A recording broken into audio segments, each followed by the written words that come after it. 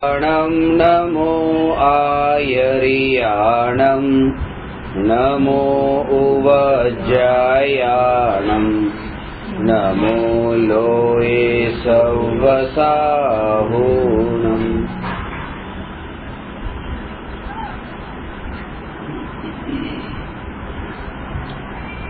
प्रश्न क्रमांक 304 मिथ्यात्वनी भूमिकाમાં સદાચારનું પાલન કરતી વેળા પ્રતીતિ કેવી હોવી જોઈએ?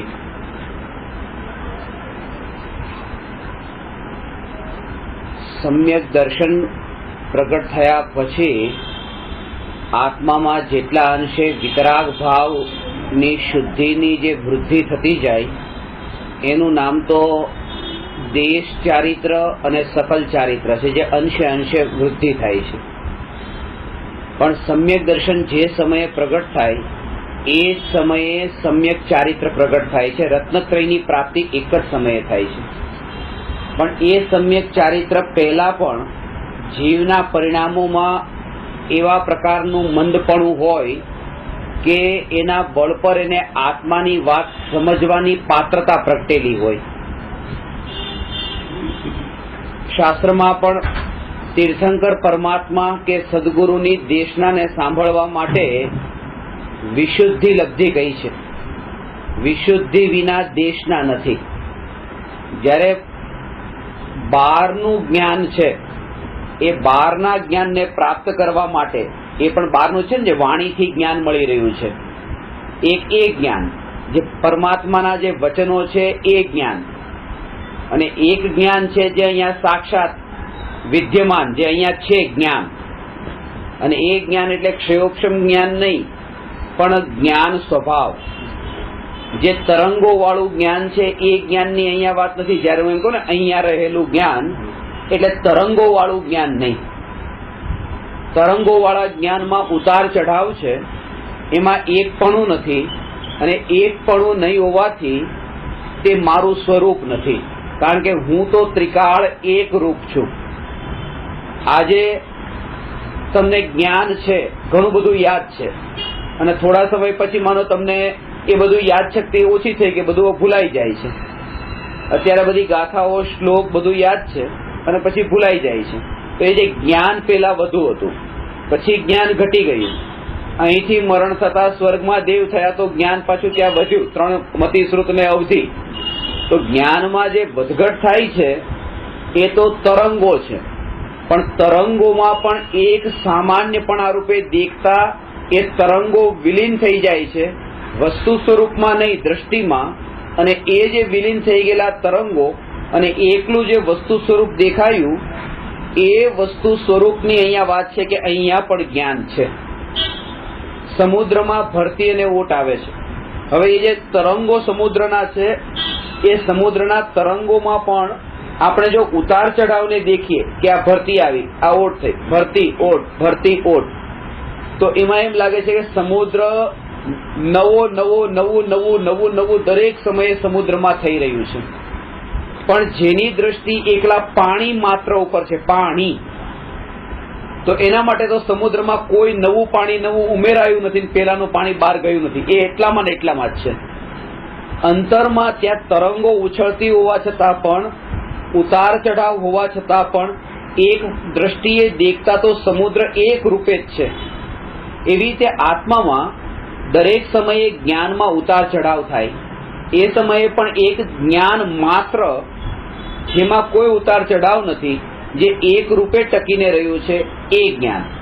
તો એક તો જ્ઞાન છે તીર્થંકર પરમાત્માની દિવ્ય ધ્વનિથી જે સાંભળીને જ્ઞાન થાય એ, એક ગુરુના વચનથી જે જ્ઞાન થયું એ જ્ઞાન। આ બધું બહારનું જ્ઞાન। વાત એ છે કે બહારનું જ્ઞાન પ્રાપ્ત કરવા માટે પણ જીવને કશાયની આટલી વિશુદ્ધિ જોઈએ કે એટલો કશાય ભાવ શાંત જોઈએ। તમારો તીવ્ર ક્રોધ લઈને તમે આવો અને ગુરુના માથા પર પિસ્તોલ મૂકીને કહો કે જ્ઞાન આપો, તો જ્ઞાન તો નહીં મળે। તમે એટલું અહંકાર લઈને આવો અને એમ કહો કે જ્ઞાન આપો, આમ તો મને બધું આવડે જ છે અને થોડું ઘણું બાકી છે, તો અમને તમે આપી દો, તો એ જ્ઞાન નહીં મળે। કશાયને લઈને તો બહારનું જ્ઞાન પણ મળતું નથી. તો જે અંતરમાં જે જ્ઞાન રહેલું છે, જે ત્રિકાળ ટકી રહેલું ધ્રુવ સ્વભાવરૂપ, એ જ્ઞાનની પ્રાપ્તિ માટે તો કેટલા કશાય ભાવ મંદ હોવા જોઈએ એનું આપણે અનુમાન લગાવી શકીએ. અને એટલે આ જે પ્રશ્ન છે કે મિથ્યાત્વની ભૂમિકામાં જીવના કશાય ભાવો કેવા કેવા પ્રકારે શાંત હોય અને કેવા પ્રકારે એ જીવને પોતાની મહિમા આવી હોય. ચાલતા ફરતા કોઈ પણ ક્રિયા કરતા ગતિના કાળે ગતિ થઈ રહી હોય, તમે ગાડીમાં જઈ રહ્યા છો, ગતિ થઈ રહી છે, નવું નવું નવું નવું નવું લાગે છે. એક દુકાન ગઈ, બીજી દુકાન આવી, બીજી ગઈ, ત્રીજી દુકાન આવી. આમાં નવું નવું નવું નવું લાગે છે. એ નવું નવું એટલે લાગે છે કારણ કે ત્યાં ધ્યાન બહારમાં છે. વિચાર આપણા એ વસ્તુ જે જણાય છે સામે નજરની સામે, એ વસ્તુ તરફ આપણું ધ્યાન છે.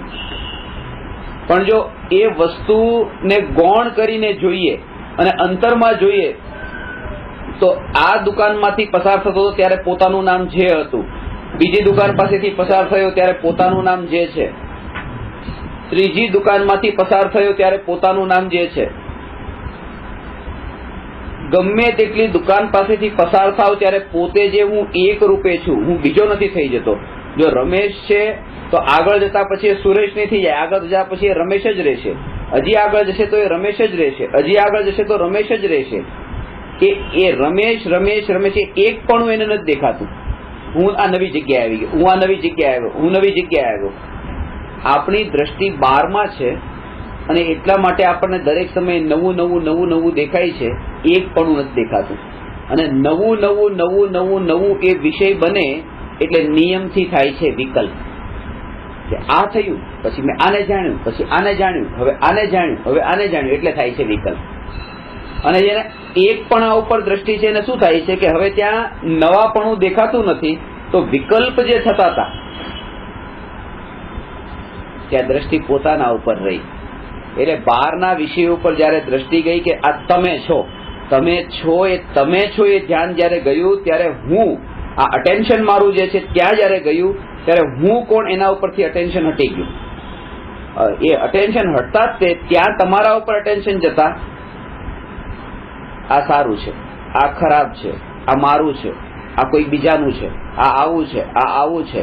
એ બધા વિચારોની પરંપરા તો ત્યારે ચાલે છે જ્યારે ઉપયોગ અટેન્શન આત્મામાંથી હટીને બહારમાં જાય છે. એટલા માટે ઉપાય એ છે કે દરેક સમયે જગતના કોઈ પણ પદાર્થો જણાય એ પદાર્થોની અનિત્યતા અને પોતાના સ્વભાવની નિત્યતા, એ બંને વચ્ચેનો ભેદ ખ્યાલમાં આવે. જગત આખાની અનિત્યતા, જ્ઞેયો, જ્ઞેય એટલે કે જે વસ્તુ આપણા જ્ઞાનમાં જણાય, એ જ્ઞેયોની અનિત્યતા આવે છે જાય છે, આવે છે જાય છે, આવે છે જાય છે. એ એક વહેતો પ્રવાહ અને હું ટકી રહેનાર. આવા તત્વ વિચાર સાથે જે જીવ સદાચારનું પાલન કરે એને કેવી રીતે સદાચારનું પાલન કરવું, એ પ્રશ્ન અહીંયા છે. અને એમાં એ બતાવ્યું છે કે તમે કોઈ પણ ક્રિયા કરો, જેમ કે તમે પાણી ઉકાળીને પીધું, પાણી ગાળીને પીધું, બરાબર છે, પાણી ગાળી અને ઉકાળીને પીવું જોઈએ. પણ એ પાણી ગાળી અને ઉકાળીને તે જે પીવું જોઈએ, જે સદાચારથી જીવન જીવવું જોઈએ, પણ પછી કેટલા કલાકનું પાણી ઉકાળેલું, કેવી રીતે ગાળેલું, તો કે એ પણ બધું બરાબર કર્યું. અને એમાં જો થોડું આગળ પાછળ જો થયું અને એ પાણી પીવાયું તો દોષ લાગ્યો.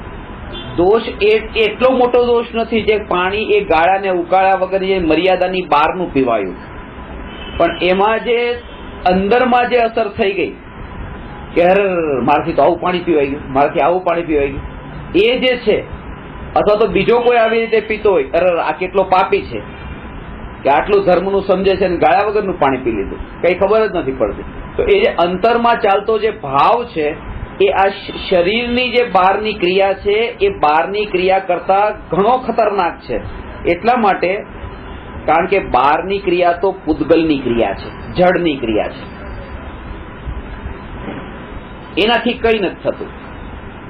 હાથ જોડીને આમ બેઠા હવે હાથ જોડીને આમ તમે માનો આખા પ્રવચનમાં આમ હાથ જોડીને બેઠા હો અને તમારી એક હેબિટ પડી ગઈ છે આવી રીતે બેસવાની, તો દુનિયા જે દેખે છે એમ જોયું કે અરે આ 1 કલાક સુધી આમ નામ કેટલા કર્મની નિર્જરા કરી હશે. આ તો શરીરની ક્રિયા છે, આ એક આપણી પૂર્વથી એક સંસ્કારમાં વણાયેલી એક શરીરની આદતો છે, એનો પૂતગલ સાથે સંબંધ છે. અને અંતરમાં ચાલતી જે ઉપયોગ અને પરિણતિ રૂપ જે ધારા છે એ આપણી આત્માની ક્રિયા છે, જેનો બહારની સાથે સંબંધ જ નથી. એક હાસ્ય કલાકાર કે જેમનું શરીર વધતું જ નતું, એવા બિલકુલ પાતળા હાડપિંજર દેખાય, પણ એટલા હસાવે બધાને, એટલા હસાવે. એટલે એકવાર એક વ્યક્તિએ પૂછ્યું કે તમે બધાને આટલા હસાવો છો તો પછી તમે આટલા પાતળા કેમ છો? એમ તમારે તો પછી આટલા પ્રફુલ્લિત હોતો તમારે થોડું આમ વ્યવસ્થિત હોવું જોઈએ. તો એમણે કીધું કે ઘી ભરેલો ડબ્બો હોય અને એ ડબ્બામાં તમે ઘી નાખો છો તો કઈ ડબ્બો કઈ જાડો થોડો થઈ જાય? માણસના પેટમાં નાખો એ જાડો થાય, પણ કે ડબ્બામાં ઘી પડ્યું કે ડબ્બો કઈ જાડો નથી થઈ જતો. એને શું ઘી સાથે, એટલે એનો કહેવાનો અર્થ હતો કે ઘીને અને આ ડબ્બાને કોઈ સંબંધ નથી એમ. સમજાણે વાત તમને? એટલે અંદરની જે આનંદની ધારા કે અંદર જે પ્રગટ થયેલો જે ધર્મ છે અને એનો આ શરીરની ક્રિયા સાથે સંબંધ નથી, આ બહારનો ડબ્બો છે. અને આપણે જે એના ઉપર જોઈએ છે કે ડબ્બો કેવો છે, ડબ્બો કેવો છે, ડબ્બો ક્યાં છે, ડબ્બો શું કરી રહ્યો છે, ડબ્બા ઉપર નજર છે. અંદર જે ઘી છે એ છે કે નહીં, કેવા રૂપે છે, શું છે, એનો કોઈ વિચાર નથી. અને એનું એક જ કારણ છે કે ગાળેલું પાણી પીધું એક એ વાત, અને એક ક્ષમતા ભાવ રાખ્યો એ બીજી વાત. ગાળેલું પાણી પીધું એ આખી દુનિયાને દેખાય છે અને ક્ષમતા ભાવ રાખ્યો એ પોતાને જ અનુભવાય છે. ગાળેલું પાણી પીધું એ દુનિયાને દેખાય છે, એમાં અહંકારની પુષ્ટિ થાય છે. અને અંદર ક્ષમતા ભાવ રાખ્યો એમાં વિતરાગ ભાવ પ્રગટ્યો છે, એમાં અહંકાર છૂટ્યો છે. અને આને અહંકાર નથી છોડવો, આને અહંકાર પોષવો છે. પછી ભલે એ દુકાનદારી કરીને ધનવાન થઈને અથવા તો ક્રિયાકાંડ કરીને ક્રિયાવાન થઈને કંઈક ને કંઈક કરવું છે. લક્ષ્ય તો એનું એક જ છે. લક્ષ્ય ન જ્યાં સુધી બદલાણું હોય, આ વાત બહુ સૂક્ષ્મતાથી સમજજો, જ્યાં સુધી લક્ષ્ય ન બદલાણું હોય ત્યાં સુધી કોઈ પણ ક્રિયા તમે કરવા જાઓ, તમે ક્યાંય પણ જાઓ, તમને એક જ વસ્તુ દેખાશે, ત્યાં એક જ ગોલ દેખાશે.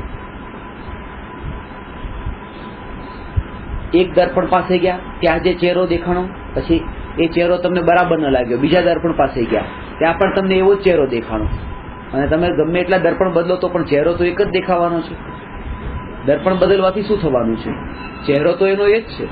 તો શું થયું કે પેલા દુકાનમાં બેઠા હતા તો ત્યાં એ દુકાનદારી કરવાનો કઈ મતલબ જ નતો, કમાણી કરવાથી કઈ એને કઈ લાભ જ નતો. એ તો માનતો હતો કે કમાણી કરીને હું કોઈ બીજાની સામે પોતાને મોટો બતાવું, ધનવાન થઈને. અને એટલી તો મોટી હિંમત નથી કે દેશમાં મારું નામ આવે કે મુંબઈમાં મારું નામ આવે, તો એટલું તો જરૂર કરું કે સમાજની અંદર કંઈક થોડો મોટો દેખાવ. સમાજમાં પણ ન ચાલે તો પરિવારમાં જે આજે થોડા 8-10 જણાનું ગ્રુપ હોય એમાં કંઈક હું ઊંચો દેખાવ. અને જયારે પણ દેખાડવાનો ભાવ આવશે ત્યારે અનિલ અંબાણીની પાસે દેખાડવાનો ભાવ આવશે જ નહીં કે જો મારી પાસે આટલા છે. એ એવા લોકોને જ દેખાડવાનો ભાવ આવશે જે આપણા કરતા નીચા છે. એટલે જેને એના રૂપે આપણી નજર જે છે એ અહંકારને પુષ્ટ કરવાની છે ગમે તે કામ કરીને. એટલે પોતાનું જે આનંદ છે, પોતાનું જે સુખ છે બીજાના ઉપર આધીન થઈ ગયું ને. કે જ્યાં સુધી તમે આ વસ્તુના વખાણ ન કરો, જે વસ્તુ હું તમારી સામે બતાવું છું મારી પાસે આ છે એના વખાણ ન કરો ત્યાં સુધી અંદરમાં આનંદ નથી આવતો. એટલે હું તમારા ઉપર કેટલો પરાધીન થઈ ગયો કે ક્યારે વખાણ થાય, ક્યારે વખાણ થાય, ક્યારે વખાણ થાય. અને એ જે રાહ જોઈને જે બેઠો છું શેના માટે? સુખના માટે, કે હમણાં વખાણ થશે અને હું ખુશ થઈશ.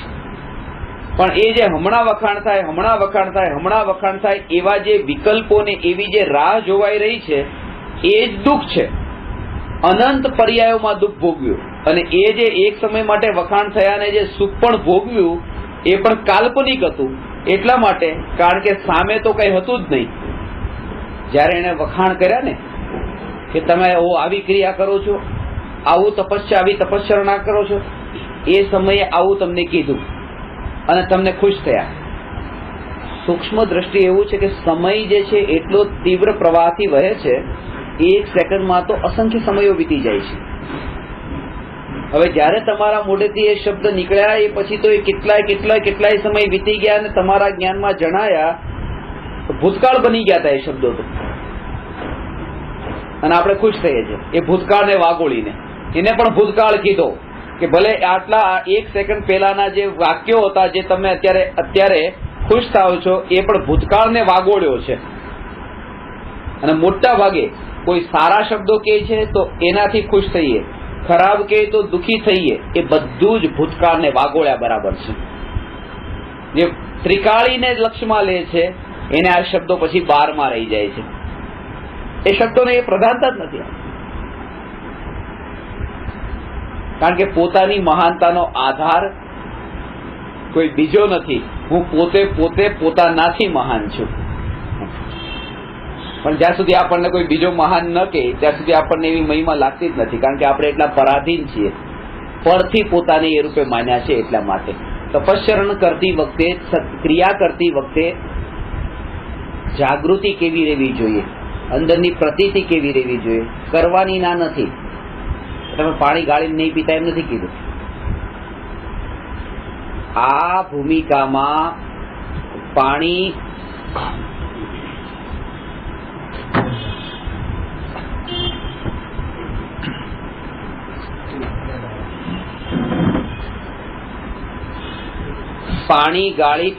ગાળીને પીવાના ભાવ પણ આવશે. આ ભૂમિકામાં પાણીને ગાળીને પીવાના ભાવ પણ આવશે. પણ એક વાત ખાસ કે એ પણ જે ભાવ આવે છે ને, એ ભાવથી પણ ભેદ જ્ઞાન કરીને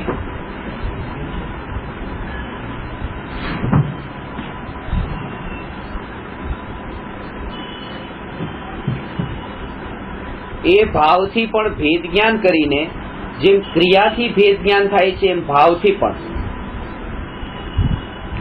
પાણીનો ગ્લાસ, ગાળેલા પાણીનો ગ્લાસ છે, એ લીધો અને પી રહ્યા છે, ત્યારે એટલું જાણ્યું કે આ પાણી એ બારમાં, આ શરીર જેમાં એ જાય છે એ પણ એ બારમાં, એ મારાથી જુદું છે, એ બારમાં છે, એ સાક્ષાત પૂદગલ છે, એમાં મારું કંઈ નથી.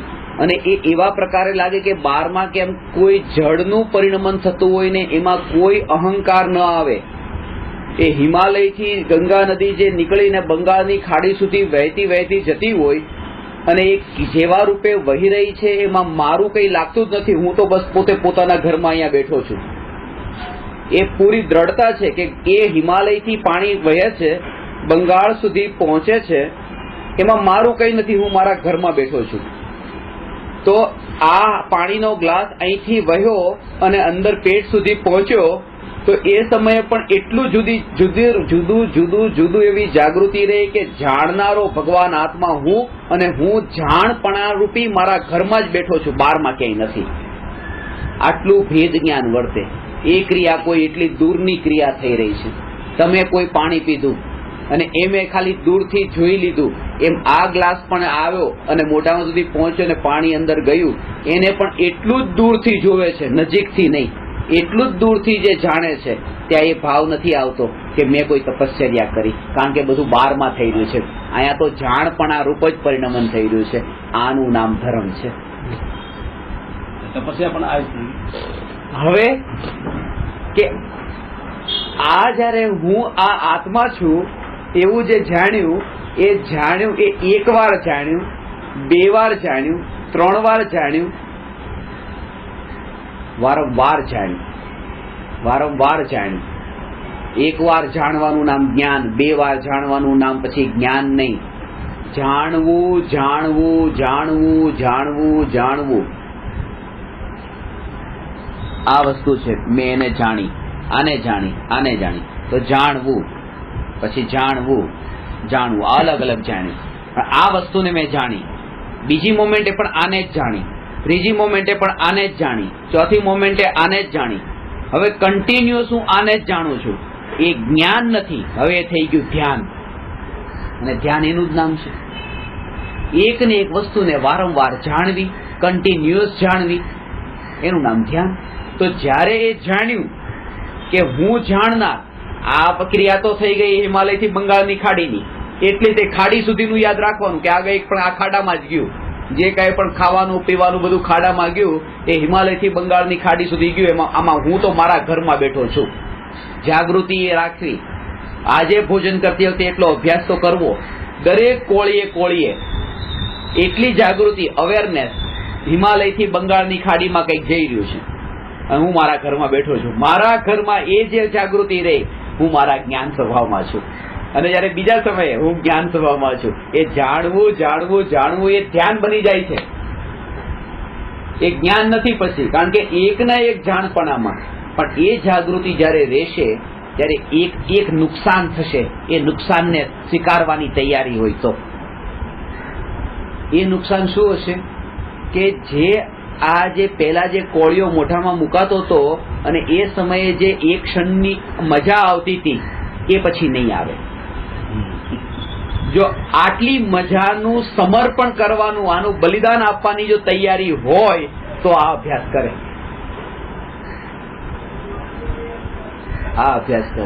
અને એના બળ પર કે આવું અનંતવાર થઈ ચૂક્યું છે, આવું અનંતવાર થઈ ચૂક્યું છે. હલવો બનતી વખતે તે વિષ્ટાને જેને દેખી લીધી છે, એ હલવાની અંદર જ તે. હવે એ હલવો જયારે મોઢા સુધી પહોંચે, એમાં સુખનો ભાવ આવે કેવી રીતે? કારણ કે એને આખું સ્વરૂપ દેખી લીધું છે. જેમાં સુખ માનું છું એની આગળની અવસ્થાઓ 6 કલાક 8 કલાક પછીની અવસ્થાઓ દેખી લીધી છે. સાક્ષાત પૂદગલ જેને દેખી લીધું અને પર દેખી લીધું, હવે એ કેવી રીતે માને કે આ મારી ક્રિયા? જેને આપણે ધર્મ કહીએ છીએ, આ મોટા ભાગે ધર્મના નામે અધર્મ થઈ જાય છે. રાત્રિ ભોજન ન કર્યું, દિવસમાં જ ભોજન કર્યું. રાત્રિ ભોજન ન કર્યું અને દિવસમાં ભોજન કર્યું. રાત્રિ ભોજન કરે તો સમ્યક દર્શન પ્રગટ થતું અટકી જાય એવું નથી. ચોથા ગુણસ્થાનમાં રાત્રિ ભોજનનો ત્યાગ નથી. આત્માની અનુભૂતિ માટે રાત્રિ ભોજનનો ત્યાગ નથી. હવે બીજી વાત કે દિવસમાં ભોજન કોઈ કરે છે અને રાત્રિ ભોજન કરતો જ નથી. અને બીજી વાત કે કોઈ જીવ રાત્રિમાં ભોજન કરે છે પણ અંતરમાં માને છે કે હું ભગવાન આત્મા, જેને દિવસ કે રાત ક્યારેય ભોજન જ કર્યું નથી, તો એ આત્માની દશા ચોથા ગુણસ્થાનમાં છે. અને પેલો રાત્રિ ભોજન ન કરીને પણ હું રાત્રે નથી જમતો, હું તો દિવસના જ જમું છું, એ પહેલા ગુણસ્થાનમાં છે. કારણ કે ધર્મ અંતરમાં હું કોણ એની જાગૃતિનું નામ ધર્મ છે. સમજાય છે ને?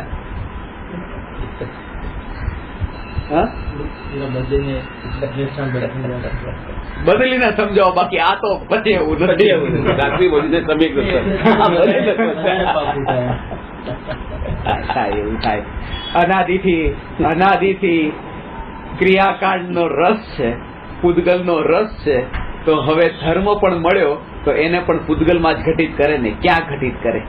અને જન્મજાત સંસ્કાર પણ આવા જ પ્રકારના મળ્યા, બહારના જ સંસ્કાર મળ્યા કે બેટા જો આપણે જૈન કુળમાં જન્મ્યા છીએ તો આવી રીતે આમ ન કરવું જોઈએ, આમ ન કરવું જોઈએ, એવું જ તે આપણને સાંભળવા મળ્યું છે.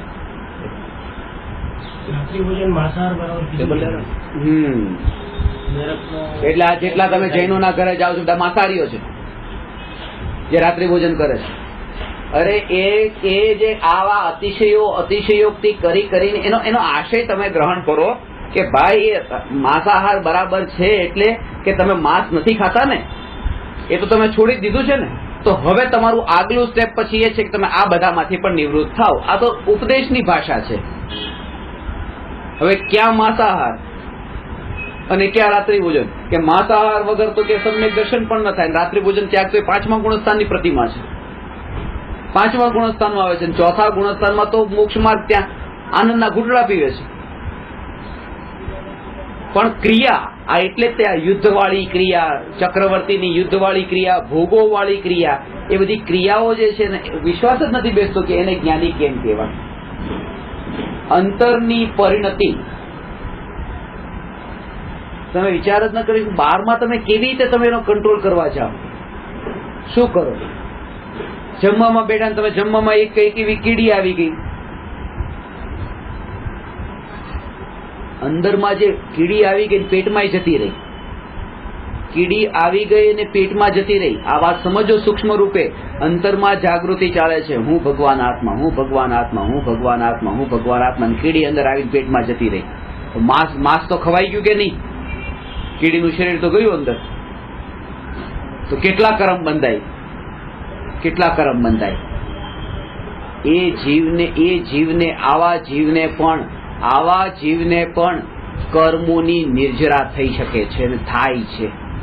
કીડી આવી જાય પેટમાં જતી. આ વાત સૂક્ષ્મ રૂપે સમજજો. હું કેમ કહું છું? આ ક્રિયા તો થઈ ગઈ છે અંદરમાં જવાની, પણ અંતરની ધારા કેવી ચાલે છે? આ તો માંસ ખાઈને નિર્જરા થઈ જાય તો ગમે એ વ્યક્તિ માંસ ખાય.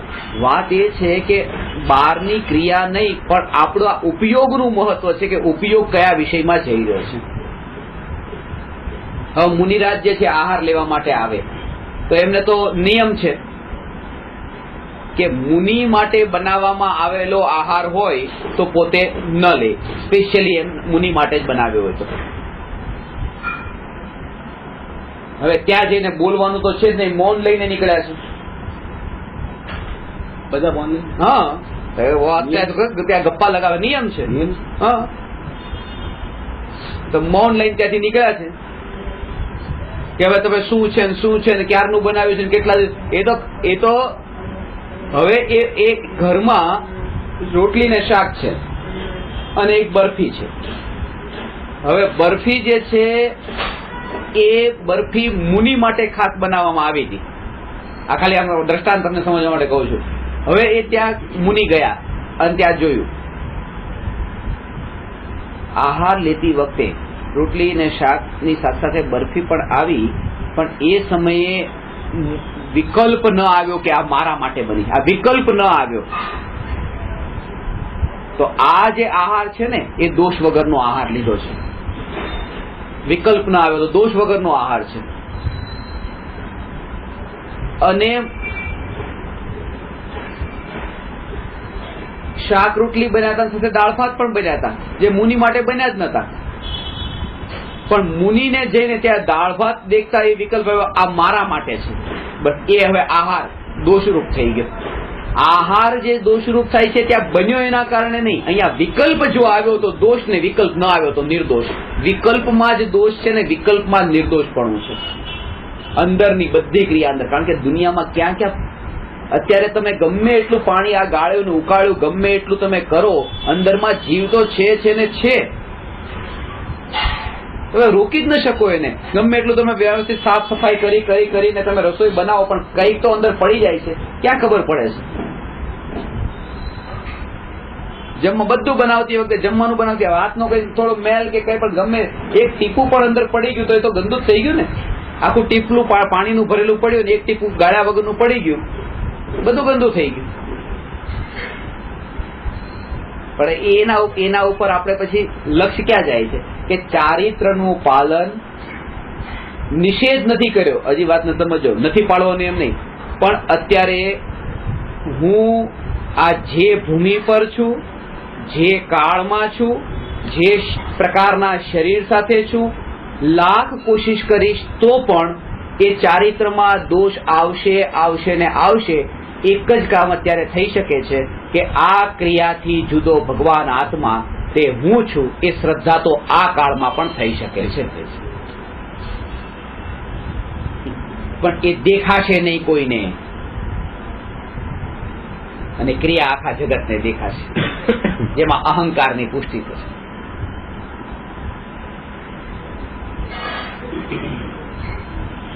શ્રદ્ધા ચોકી થઈ કોઈને નહીં દેખાય. શ્રદ્ધા મૂળ છે, ચારિત્ર વૃક્ષ છે, મોક્ષ ફળ છે. વૃક્ષ તો દેખાય છે, બધાને દેખાય છે. મૂળ કોને? મૂળ તો અંદર હોય છે. એટલે સમ્યક દર્શનને ધર્મનું મૂળ કીધું છે, કારણ કે મૂળ ક્યારેય દેખાતું નથી. પણ યાદ રાખવું જોઈએ ખાસ કે મૂળના બળ ઉપર જ વૃક્ષ ટકેલું છે. એ ચારિત્ર ટકે છે એ શ્રદ્ધાના બળ પર, અને શ્રદ્ધાનો તો કોઈ ભાવ જ નથી, શ્રદ્ધાની તો કોઈ વિચાર જ નથી આવતો કે શ્રદ્ધા શું છે. કરો કરો કરો, સમ્યક દર્શન થઈ જશે. એટલે ઝાડને ઊભું કરી દો, મૂળિયા ઉગી જશે એમ. એના જેવું થયું. પેલા ચારિત્ર કરીને પછી શ્રદ્ધા કરશે. એટલે મૂળના બળ પર વૃક્ષ હોય, પણ એ વૃક્ષ જે છે એના કારણે ત્યાં, અને અમુક વૃક્ષ તો એવા છે કે વૃક્ષ તો બારમાં ઊંચા જેટલા હોય છે, વિશાળ જેટલા હોય છે, એનાથી વધારે વિશાળ તેના મૂળ હોય છે નીચે જમીનમાં, ક્યાં ક્યાં સુધી નીકળતા હોય. ગામમાં જોઈએ ને કે ઝાડ તો બહુ દૂર હોય અને આમ જમીનનો પાયો ખોદતા કોઈ મકાન બધું કે આ શું, એ ઝાડના મૂળ અહીંયા નીકળ્યા છે, દેખાતા નથી. એ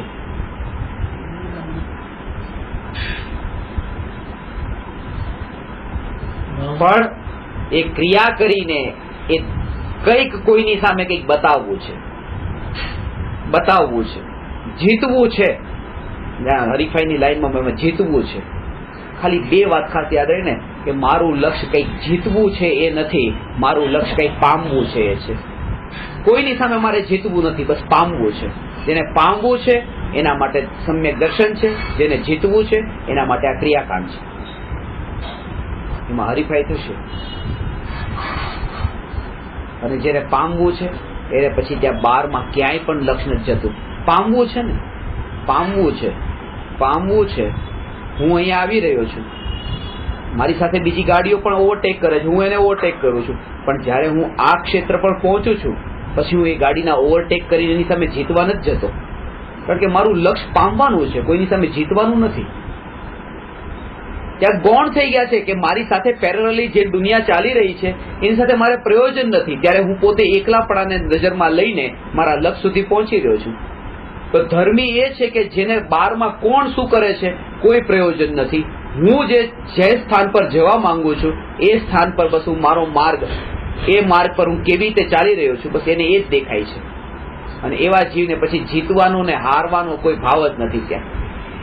અને ત્યાં પછી અહંકારની પુષ્ટિ પણ નથી, કારણ કે અહીંયા પામવું હતું, અહીંયા આવવું હતું, હું આવી ગયો. આમાં અહંકારની પુષ્ટિ નથી.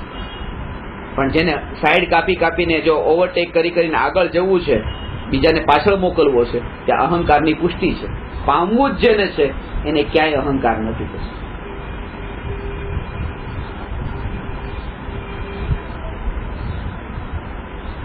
દરેક સમયે શરીરની ક્રિયા થતી હોય. આ એક દિવસ આજથી અભ્યાસ ચાલુ કરે, શરીરની ક્રિયા થઈ રહી છે, શરીરની ક્રિયા થઈ રહી છે, શરીરની ક્રિયા થઈ રહી છે. સંસ્કાર અનાદિના છે, વગર શીખાડે છે. શરીરના એકત્વના આજ હું, આ અનંત પરમાણુ એનાથી બનેલો આ એક જથ્થારૂપ, આ અનંત પરમાણુઓનો જથ્થો, આજ હું એવા પ્રકારના સંસ્કાર અનાદિના પડેલા છે.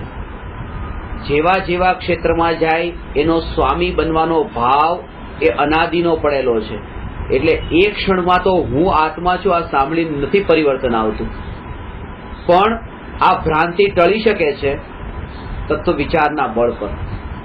એ અંતરમાં જે જાગૃતિનું બળ એટલું કોઈ પણ સ્થાનમાં ક્યાંય પણ ઉપયોગ કોઈ પણ વિષયોમાં જાય એ જાગૃતિ વર્તે. હું તો સ્વયં પરમાત્મા છું, હું સ્વયં પરમાત્મા છું. કોઈ પણ જગ્યાએ બેઠો હોય, ચાલતો હોય, બોલતો હોય, કોઈ પણ ક્રિયા કરતો હોય, હું સ્વયં પરમાત્મા છું. આવા તત્વ ચિંતનમાં અંતરની એક ઉદાસીનતા પ્રગટ થાય છે. અંતરની ઉદાસીનતાનો જે ભાવ પ્રગટ થાય છે, જગત સાથે તમારા જે પેલા જે તન્મયતા સાથેના જે ભાવ થતા હતા એ ભાવ સહજ રૂપે સમાતા જાય છે. અંતરમાં અત્યારે જે ધર્મ કરવો છે એ ધર્મમાં ભોગવટો પણ કરવો છે, ઉદાસીનતા નથી જોઈતી. જો આજે ઉપવાસ કરવો છે તો કાલે પારણામાં પછી 20 વસ્તુ બનાવવી છે. પાછી જો 28 કરવી છે તો પછી છેલ્લા દિવસે પારણામાં કંકોત્રી લખીને બધાને ભેગા કરવા છે કે આવજો પારણું કરાવવા માટે. પણ કારણ કે ત્યાં અંતરંગમાં ઉદાસીનતા નથી. ઉદાસીનતા નથી. એ ઉદાસીનતા કોને કહેવાય? કે જેમ જેમ જેમ જેમ અંતરમાં હું જાણનાર છું, હું જાણનાર છું, હું જાણનાર છું, એ પ્રકારનું તત્વ વિચાર ચાલે છે, ત્યારે આ ભાઈ સાથે જે મારો એટલો પેલા ઘનિષ્ઠ સંબંધ બનાવવા માંગતો હતો, એટલી એમની વાવા કરવા માંગતો હતો, એમના ગુણગાન ગાવા માંગતો હતો, એટલા માટે કે મને પણ ત્યાંથી કંઈક મળે, કંઈક પ્રાપ્ત કરવા માટે હું એમને કંઈક આપતો હતો. તમે પણ કોઈને સન્માન આપો છો, રિસ્પેક્ટ આપો છો, કેમ? કારણ કે ત્યાંથી કંઈક મેળવવું છે. કઈ જેને પછી મેળવવું નથી તો પછી ક્યાંય એને ખેંચાવાનો ભાવ પણ આવતો નથી કે લાવ ત્યાં સુધી લાંબો થાવ, કારણ કે કંઈ લેવું જ નથી એની પાસે. તો હવે ત્યાં ખેંચાય શા માટે? અને ખેંચાતો નથી. જેટલો જેટલો પરનો ખેંચાણ ઓછું થતું ગયું એટલો એટલો એ પરથી ઉદાસીન થતો ગયો. એને દ્વેષ પણ નથી, પણ હવે એને રાગ પણ નથી. આવા પ્રકારનું તત્વ વિચાર ચાલતો રહે અને શરીરની ક્રિયા શરીર રૂપે ચાલતી રહે અને એ સદાચારનું પાલન થતું રહે. સદાચાર અટકે નહીં. પ્રયોજન એ છે, રાત્રિ ભોજનમાં પણ ઘડિયાળના કાંટે બેસીને આપણે રાત્રિ ભોજનનો ત્યાગ કરતા કે 7 વાગ્યા સુધી હું રાત્રિ ભોજન દિવસમાં જમી લઈશ, 7 પછી નહીં જાય. પરિણામોનો વિચાર જ નથી. પરિણામ કેવા ચાલી રહ્યા છે? 6:59 થઈ, 60 સેકન્ડ થઈ, 45 સેકન્ડ, હવે 30 સેકન્ડ, જલ્દી ફટાફટ પાણી પી લો, આગળ. એ પરિણામોમાં જે ચંચળતા છે ને, આ જડતા, કે બસ 7 સુધી જ જમવાનું, 7 સુધી જ જમવાનું, 7 સુધી જ જમવાનું, એ 7:05 થઈ જાય ને, કઠોર લાગશે વાક્યો બધા, પણ અંતરની પરિણતિની નજીક જઈને જે જોવે એને ખબર પડે છે, એને ખબર પડે છે કે બતાવવું કઈ નથી, કઈક અંતરનું પામવું છે. અને જેને પામવું છે એને ખબર પડે છે કે આ 7 વાગશે. આ વિકલ્પો જે છે ને, એ જે પ્રાપ્ત અંદર ભગવાન આત્મા છે એને પામવા માટે આડા આવવા વાળા છે. આવા પ્રકારના વિકલ્પો, આકુળતા વાળા વિકલ્પો તો થવાના છે. અત્યારે થઈ જાય, જલ્દી જમી લો, જલ્દી જમી લો, અને પછી થવાના છે આરામથી જમવું. વિકલ્પ તો છે જ તે. એ વિકલ્પની સાથે આકુળતા કેટલી છે એ ખાસ મહત્વનું છે. દુકાન પર બેસો તો એ વિકલ્પ છે, અહીંયા આવીને બેસો તો આ વિકલ્પો તો થઈ જ રહ્યા છે. સાંભળવાના વિકલ્પ થઈ રહ્યા છે, વાંચવાના વિકલ્પ થઈ રહ્યા છે,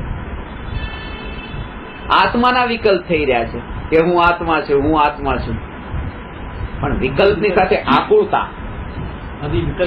વિકલ્પ છે, કારણ કે નિર્વિકલ્પ તો થયા નથી.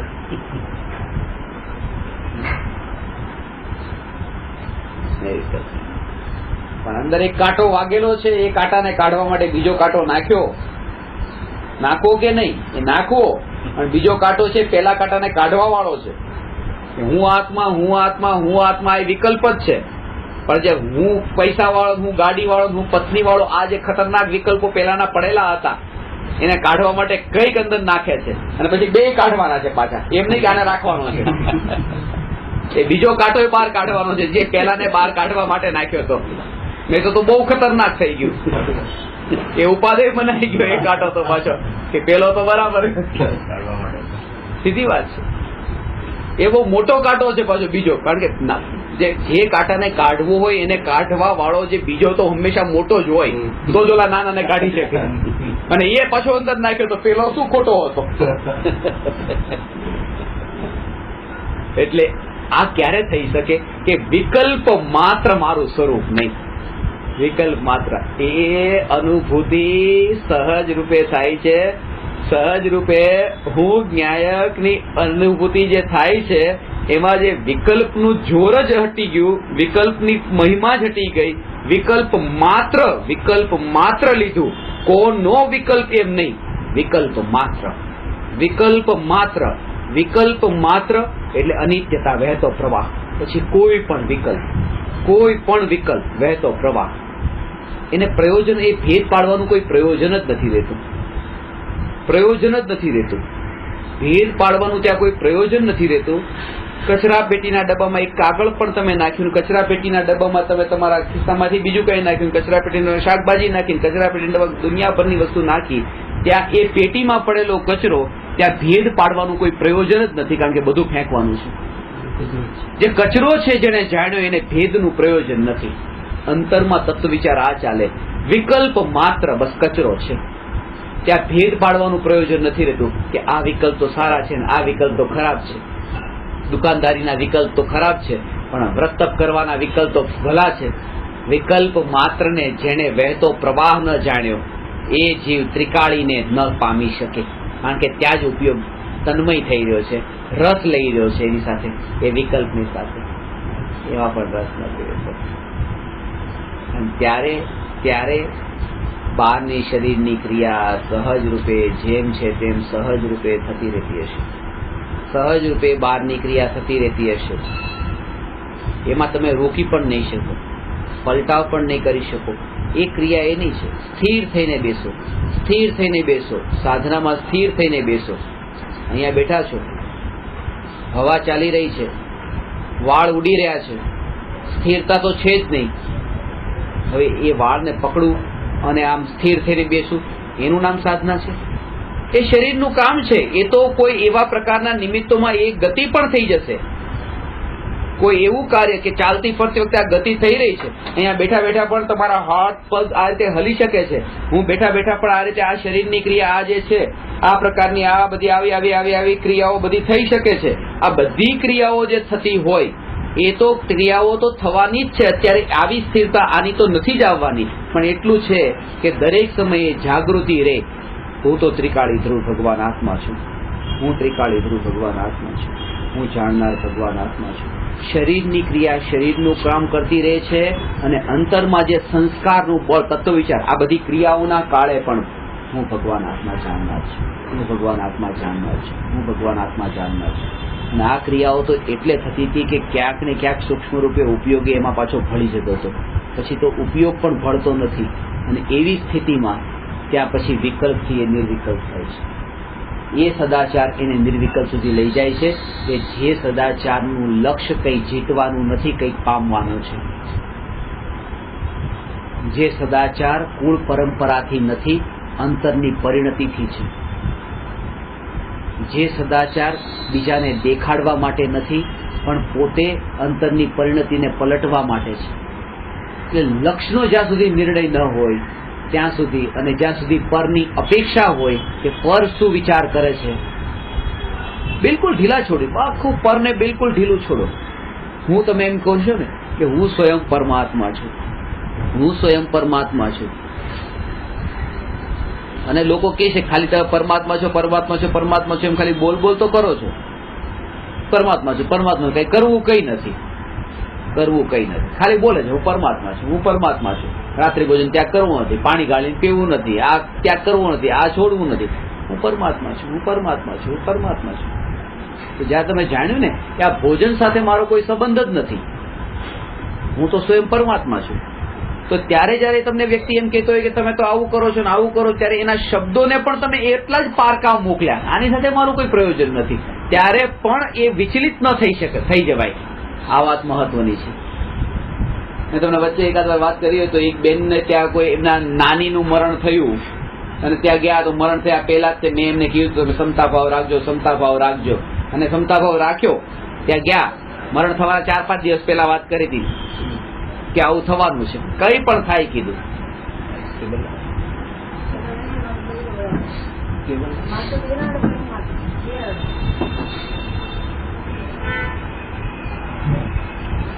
કઈ પણ થાય ક્ષમતા ભાવ રાખજો કે એનાથી મારે શું, આ તો કઈ પણ થાય, એ પરમા છે, એ નાની પરમા છે, નાની સાથે મારે કોઈ સંબંધ નથી, હું તો આત્મા છું, બારનું બારમાં છે. મરણ થયું ને એમને રહી પણ ઠીક છે કે મને કે આંખમાંથી એક આંસુ પણ નહીં આવ્યું,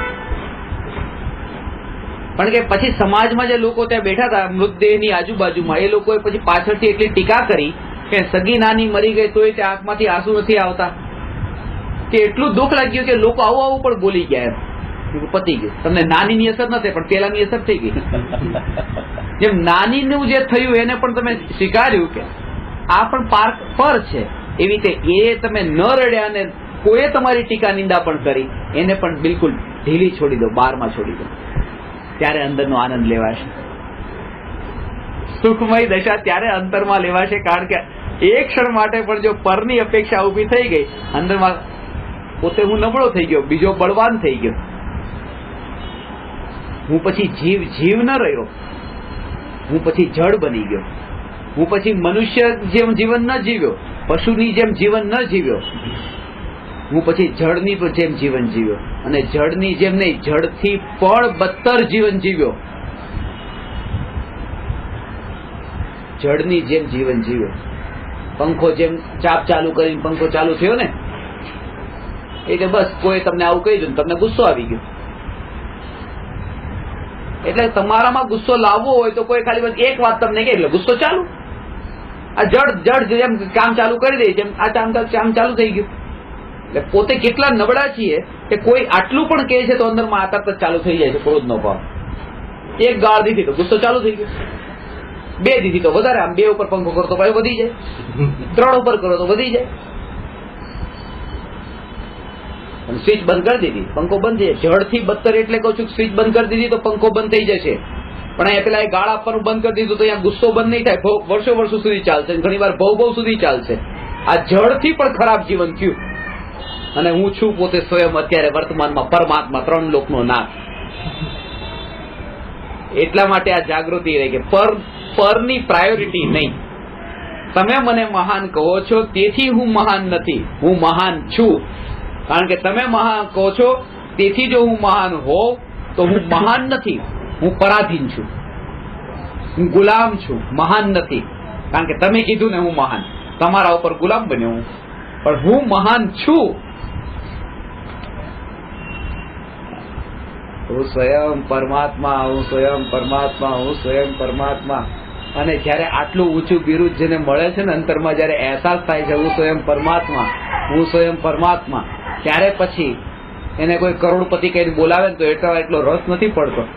કારણ કે અનંત અનંત અનંત પતિની અહીંયા અનુભૂતિ થાય તો કરોડપતિ પછી એમાં રસ કેવી રીતે પડે?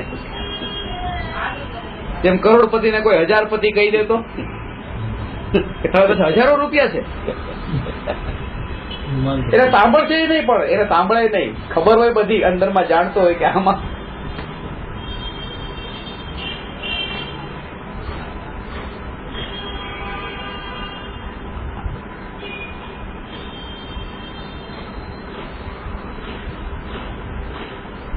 જે ક્ષણિક સંયોગોમાં અત્યારે ઉપયોગ તન્મય થઈ રહ્યો છે, જોડાઈ રહ્યો છે, જે પુત્રમાં, ઘરમાં, પત્નીમાં, સગા સંબંધીમાં, જ્યાં જે વિષયોમાં રાગની તીવ્રતા બધાને જે ઓછી વધતી છે તે સમજજો કે અત્યારે જે આવા પ્રકારે ભાવ થઈ રહ્યા છે ને, અહીંથી દેહ છૂટ્યા પછી આવતા ભાવમાં યાદ નથી હોતું કે કઈ પત્ની હતી ને કયા છોકરા હતા.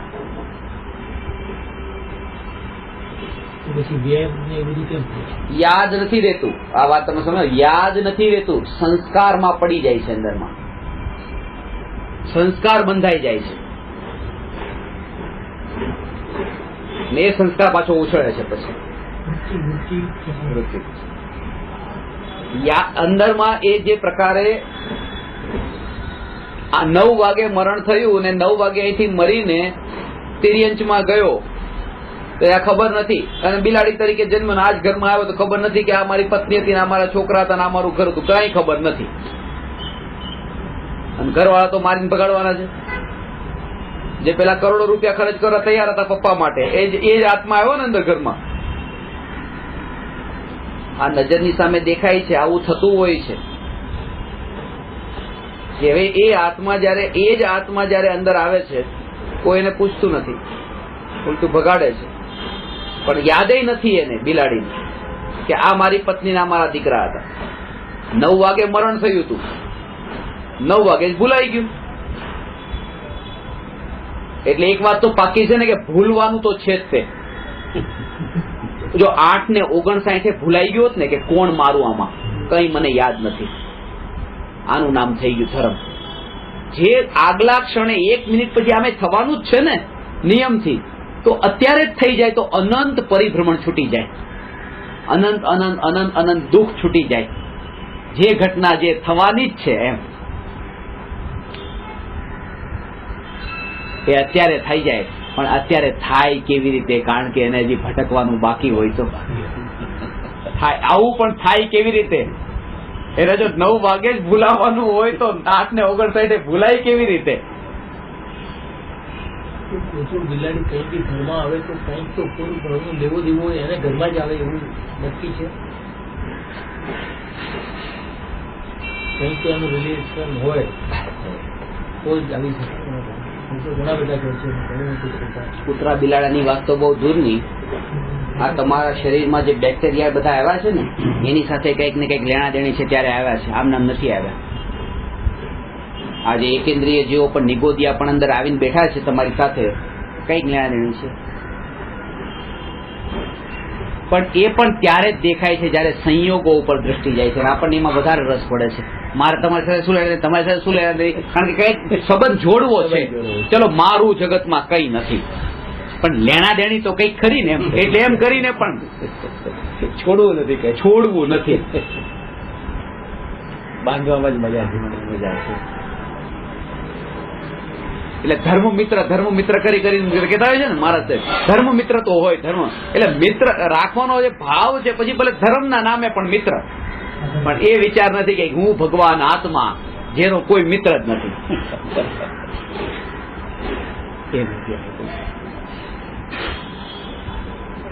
આ વાત એવી છે કે તમે અત્યારે સાંભળી લો. આ એક અત્યારે તો ટોળાની વચ્ચે બેઠા છો એટલે, પણ હવે એને એ રૂપે લેજો કે તમે ગમે ત્યાં હો, એકલા રૂપે, તમે જંગલમાં પણ હો, તમે કોઈ પણ જગ્યાએ એકલા હો, ઘરમાં પણ એકલા બેઠા હો, ક્યાંય પણ હો, આ વાતને જ્યારે તમે એટલી અંતરથી લીધી હોય કે હું સ્વયં પરમાત્મા અનંત શક્તિશાળી, હું પરિપૂર્ણ, હું પરિપૂર્ણ, હું પરિપૂર્ણ, એ હું પરિપૂર્ણ પરિપૂર્ણ પરિપૂર્ણ પરિપૂર્ણ, એ જ્યારે તમે આ તત્વનો સંસ્કાર દ્રઢ થયો હોય, ગુફામાં બેઠો હોય, વનમાં બેઠો હોય, એકલો ક્યાંય પણ હોય, ક્યાંય પણ એને એકલો લાગશે તે પોતાની પરિપૂર્ણતા. આ વાત એવી છે કે જીવને અનંત કાળ સુધી જે પાંગળો પોતાને અધૂરો અધૂરો અધૂરો માનવા વાળી જે વૃત્તિ ચાલતી હતી એમાંથી બહાર લાવી દે છે, એટલો મુક્ત કરી દે છે. ક્યાંય પણ ગુલામ થવાની જરૂર નથી. કોઈ પણ જગ્યાએ જાઓ, કોઈની ગુલામી કરવાની જરૂર નથી. હું સ્વયં પરિપૂર્ણ છું, સ્વભાવથી પરિપૂર્ણ છું, સ્વભાવથી પરિપૂર્ણ છું. આ જયારે વિચારમાં આવે છે અને એ વિચાર અનુભૂતિ રૂપે પરિણમી જાય છે પછી. હા, એના કારણે તમારો આ વાળો કે 50,000 તો મોબાઈલ પર નીચે પડી જાય, પડે ત્યારે તમને અંદરમાં જાગૃતિ રહે, હું સ્વયં પરિપૂર્ણ ભગવાન આત્મા. ત્યાં તરત જ દુઃખ મટી જાય. દુઃખ તો વિચારવાનું જ છે, બીજું છે કે વિચારમાં જ છે. એ જ છે સ્વયં પરમાત્મા. ક્રિયા થઈ ગઈ છે, ક્રિયા થઈ ગઈ છે,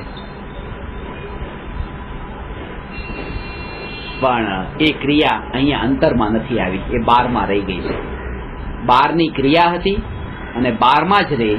યોગ્ય છે કે બહારની ક્રિયા અંદર આવે કેવી રીતે? અંદરની ક્રિયા તો એકલું જાણવાનું જે પરિણમન, એની સિવાય અંદરની કોઈ ક્રિયા નથી. અંદર તો એક જ ક્રિયા છે, જાણવા જાણવા જાણવા રૂપ ક્રિયા. બીજી કોઈ ક્રિયા નથી ને. જાણપણાથી જ લથબથ છે એમાં બીજું કઈ નથી. એની બહાર બીજું કઈ નથી. ગોળ ગમે એટલો ખાઓ, ગમે એટલો, અને ગોળ ખરાબ આવી ગયો છે. એમાં જે કોથળામાં ગોળ આવ્યો હતો એ કોથળાના રેસા ને કોથળાની સુતળી ને આ તે બધું અંદર ગોળમાં ક્યાંક કંઈક મિક્સ થઈ ગયેલું આવે છે. પણ ગોળનો સ્વાદ ચાખતી વખતે અંદરમાં જાગૃતિ છે કે જેટલો મીઠાશ છે બસ આટલો જ ગોળ, એની બહાર આ બધું છે કાંઈ પણ બીજું, આ બધું ગોળ નહીં, આ બધું ગોળ નહીં. ખબર છે કે મીઠાશ વાળો ભાગ જ ગોળ છે. આ વચ્ચે વચ્ચે જ્યાં સૂકું સૂકું બધું લાગે છે એ બધું ગોળ છે જ નહીં, એ બધું બહારમાં રહી ગયું છે. આટલો જ ગોળ, એ સૂતળી ગોળમાં નથી મળી. એ ગમે એવો કચરો ગોળમાં નથી મળ્યો, કારણ કે મીઠાપણાની અંદર ઘૂસી ગયો નથી ઘૂસ્યો. મીઠુંપણું તો મીઠાપણામાં જ છે. એટલે આ બહારના જે બધા કાર્યો એ બહારમાં છે, અંદરમાં નથી પડ્યા, કારણ કે અંદરમાં તો જાણપણું જાણપણું જાણપણું જાણપણું નિરંતર નિરંતર નિરંતર કામ કરી રહ્યું છે.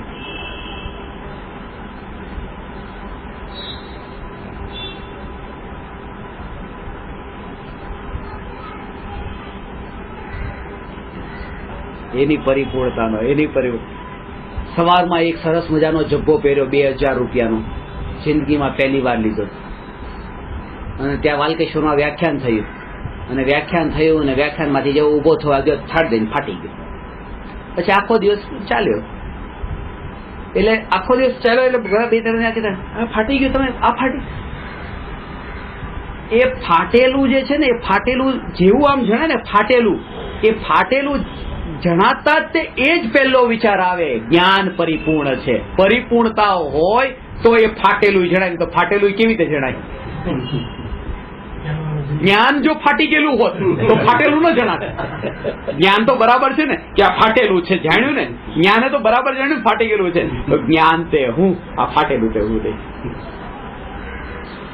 આ જે વસ્તુ તૂટેલી છે, આ તૂટી ગઈ અને દર્પણમાં પ્રતિબિંબિત થઈ.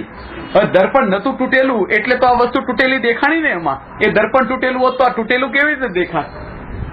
કોઈ પણ હવે એ ફાટેલું પહેરે છે લોકો, સાદગીથી જીવન જીવે છે, એને ધર્મ માને છે કે અમે ધર્મ કર્યો, ફાટેલું પહેરી લીધું. ફાટેલું પહેરવાનું નામ ધર્મ નથી.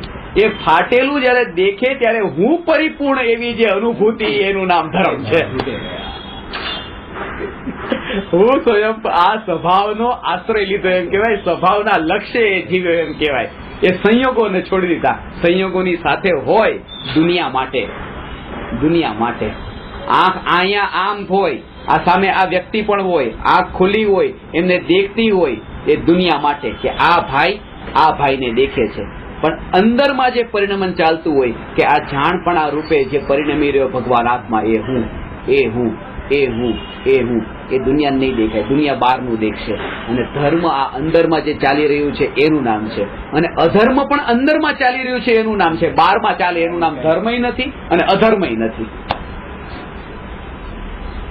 આવો ધર્મ આ કાળમાં આ ભૂમિ પર સાંભળવો દુર્લભ છે. ગુરુદેવ કહેતા કાનમાં પડવો દુર્લભ છે. પચાવે તો પછી પેલા કાનમાં તો પડે. અહીંયા બેસે તો ખરો, એ જી બેસે તો ખરો.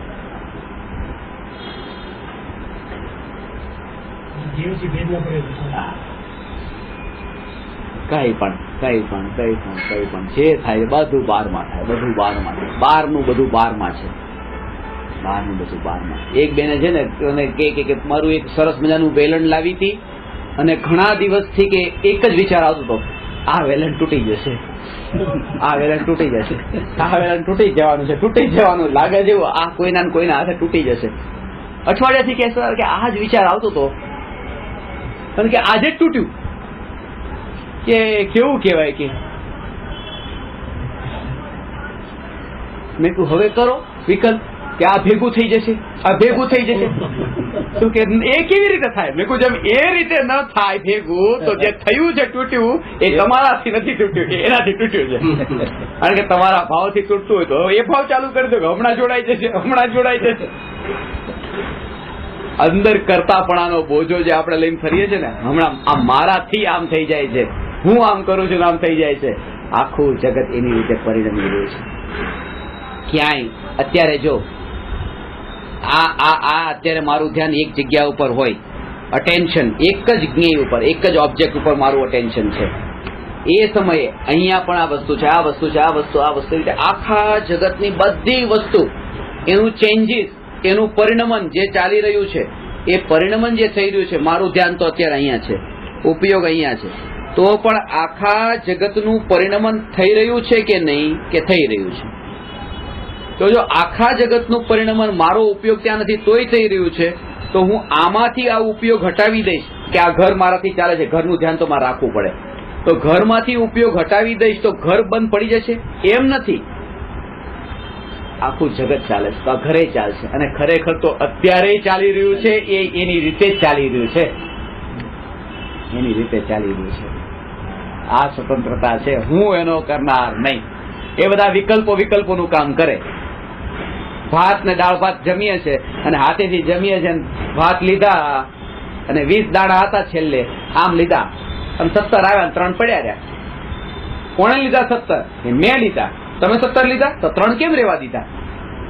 તમારો ભાવ તો એ જ હતો ને 20 લઈ લઉં. અમુક દાણા નીચે પડી ગયા, અમુક અહીંયા આવતા આવતા જ નીચે પડી ગયા, મોઢે સુધી પહોંચી જ નીચે પડી ગયો. આવું કેમ થાય? આ બધા વિકલ્પો છે. એ વસ્તુ સ્વરૂપ છે, વસ્તુ સ્વરૂપ બારમાં છે આ વિકલ્પો પણ જે થઈ રહ્યા છે એ 12માં છે. હું ભગવાન આત્મા માત્ર જાણનાર છું. આ બધામાં 12માં ક્યાંય નથી. 12માં ક્યાંય નથી.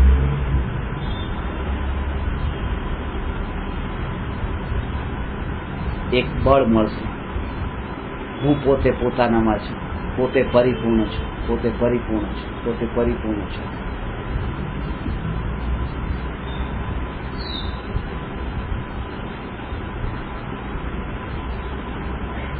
કોઈએ તમને ઘરમાં રહેવા માટે આશ્રય આપ્યો, વિચાર આવે આ મને ઘરમાંથી બહાર ભગાડશે તો, રહેવા માટે તમને કોઈ આપ્યું, આ મને બહાર ભગાડશે તો.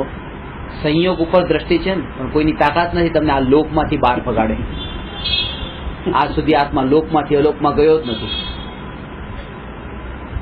અને કોઈની તાકાત નથી કે મને મારા સ્વભાવમાંથી બહારમાં લઈ જાય.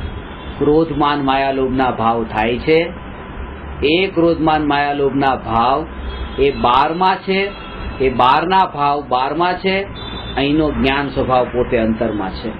એટલો જુદાપણાનો અનુભવ થાય છે. એમ લાગે છે કે જેમ સુમેરુ પર્વતના પરમાણુઓ ત્યાં છે, બહુ દૂરના છે, એવી રીતે અહીંયા કોઈ કર્મના ઉદયથી જે વિકલ્પો પણ થઈ રહ્યા છે, કોઈ થોટ એક્ટિવિટીઝમાં જે બધા ભાવો આવી જાય છે, આવે છે જાય છે, આવે છે જાય છે, આવે છે જાય છે, એટલું એ જાગૃતિપૂર્વક એ અનુભવતો રહી. આ પણ એટલું જ 12માં થઈ રહ્યું છે. હું તો પોતે ભગવાન આત્મા અહીંયા છું. આ 12માં છે, આ અંદરમાં નથી. જે વિકલ્પો છે, વિકલ્પો બધા 12માં છે, એ અંતરમાં ક્યાંય નથી.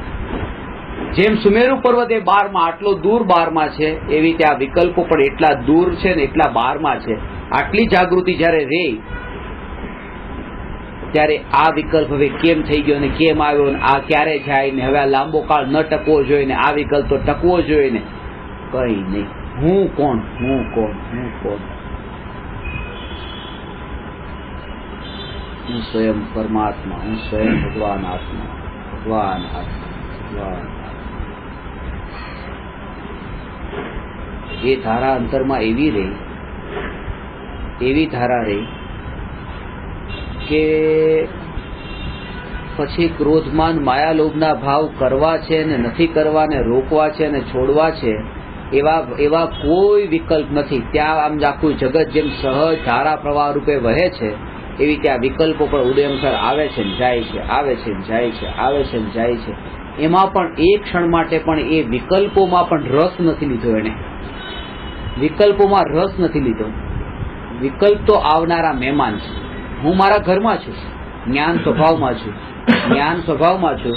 વિકલ્પો મહેમાન છે, આવે છે ને જાય છે, આવે છે ને જાય છે, આવે છે ને જાય છે.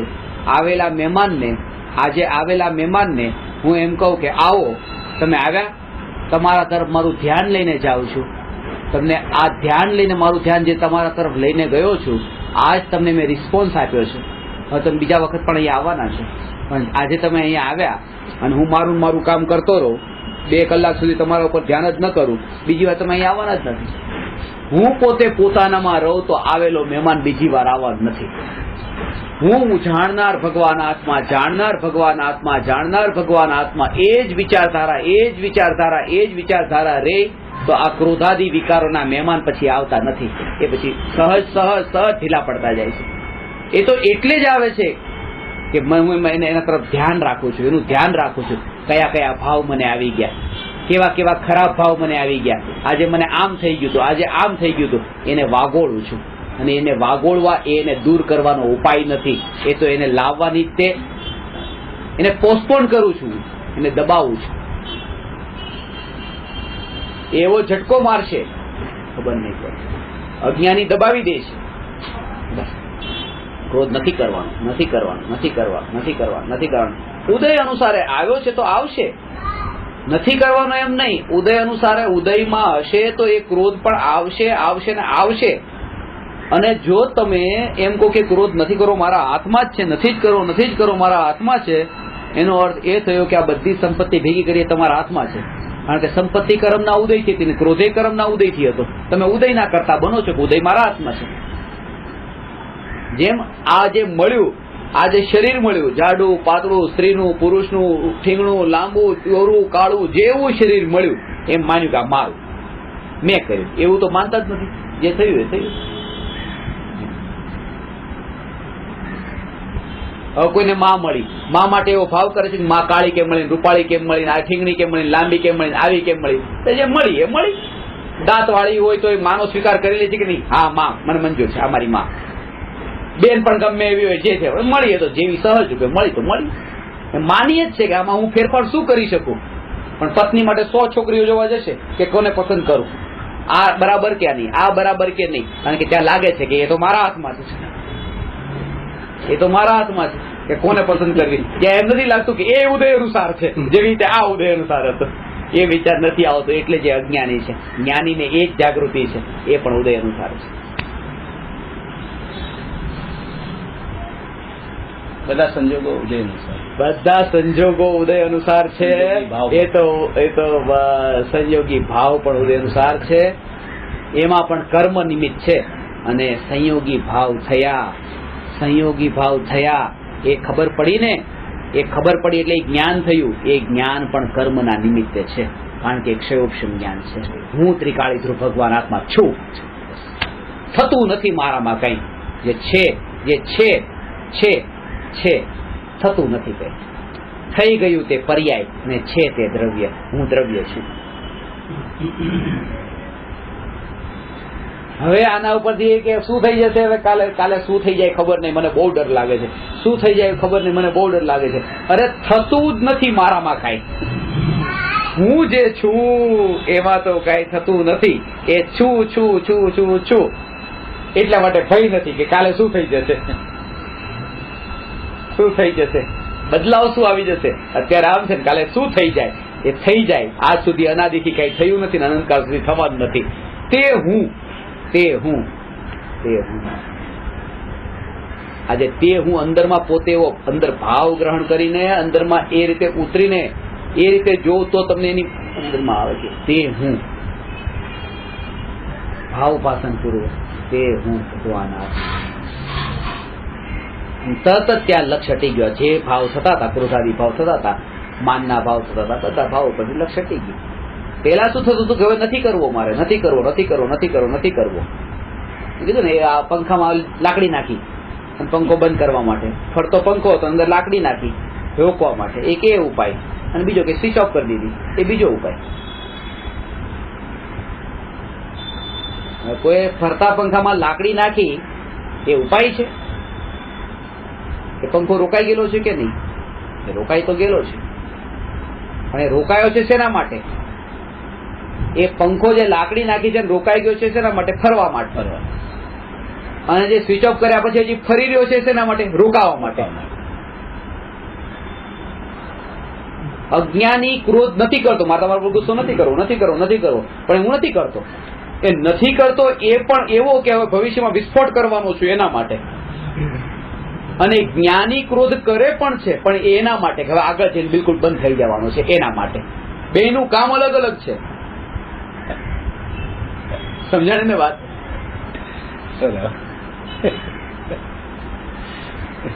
પણ વિધિનું જ્ઞાન જેને નથી કે સ્વિચ ક્યાં છે, એ સીધી લાકડી નાખે છે. તે વિધિ જાણતો નથી એ અજ્ઞાની ઊંધા માર્ગે અભ્યાસ એવો કરે છે કે હમણાં આમ કરી દો, બસ હમણાં ક્રોધ બંધ થઈ જાય. એ ઉપાય નથી. ઉપાય જાણ્યા પછી, ઉપાય કર્યા પછી ભલે વાર પણ લાગે, પણ વિધિ બરાબર હોય ને વાર પણ લાગે તો ખોટું નથી. આ વિધિ એ જ છે કે સ્વિચ ઓફ કરી, એ બરાબર વિધિ છે પંખાને રોકવાની. એમાં વાર પણ લાગે તો એ ખોટું નથી.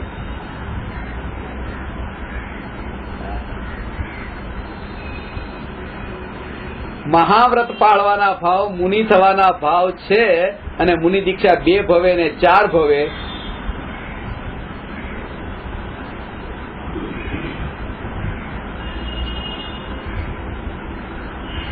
તો એ ખોટું નથી. માર્ગ વિધિ બરાબર હોય તો. અને બહારથી ખાલી તપસ્યા કરીને વ્રતાદિ પાળીને અત્યારે લઈ લીધી ફટાફટ, તો વિધિ જો બરાબર નથી, સમ્યક દર્શન વગર ખાલી આંધળી દીક્ષા. ત્યાં હમણાં એક 2 વર્ષના છોકરાને દીક્ષા આપી, 2 વર્ષના છોકરાને ગુજરાતમાં. 8 વર્ષ પહેલા ન હતા એવું છે. અરે તો સમ્યક દર્શન પેલા ન હવે 8 વર્ષ તો પછીની વાત છે. તમે કઈ વાત કરો વાત સમજાતો. સમ્યક દર્શન પહેલા દીક્ષા હોય આપણે ઉંમરમાં માપીએ છીએ, તમે માપી લો પછી વર્ષ જ માપી, 2 વર્ષ ને 8 વર્ષ યોગ્યતા હોઈ શકે. સરકારી વાત. યોગ્યતા છે ગર્ભકાલ છે. એ તો સમ્યક દર્શન માટેની પણ યોગ્યતા, નવું સમ્યક દર્શન એક નાનું બાળક હોય સમ્યક દર્શન ન હોય તો ગર્ભકાળ સહિત 8 વર્ષ પછી એનામાં એટલું પૂર્ણ વિકાસ એવો થયો છે હે ને. જો ફોટોગ્રાફ સાથે હમણાં બીજું પણ આવ્યું છે, પિતા અને પુત્ર બંને સાથે દીક્ષા લીધી. પિતા 80 વર્ષના, પુત્ર 30 વર્ષના. એમને દીક્ષા માટે સાચવવા માટે પુત્ર લગ્ન કરવાનો હતો, લગ્ન નહીં કર્યા અને દીક્ષા લીધી. પિતાને સાચી શકે ને, ઉંમર થઈ ગઈ ને.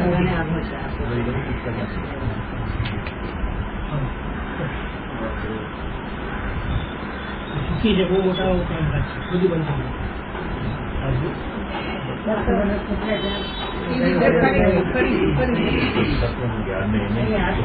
જે દ્રવ્યલિંગી મુનિ કે અરે ભાવલિંગી મુનિ તો દૂર, દ્રવ્યલિંગી મુનિના પણ ઠેકાણા નથી.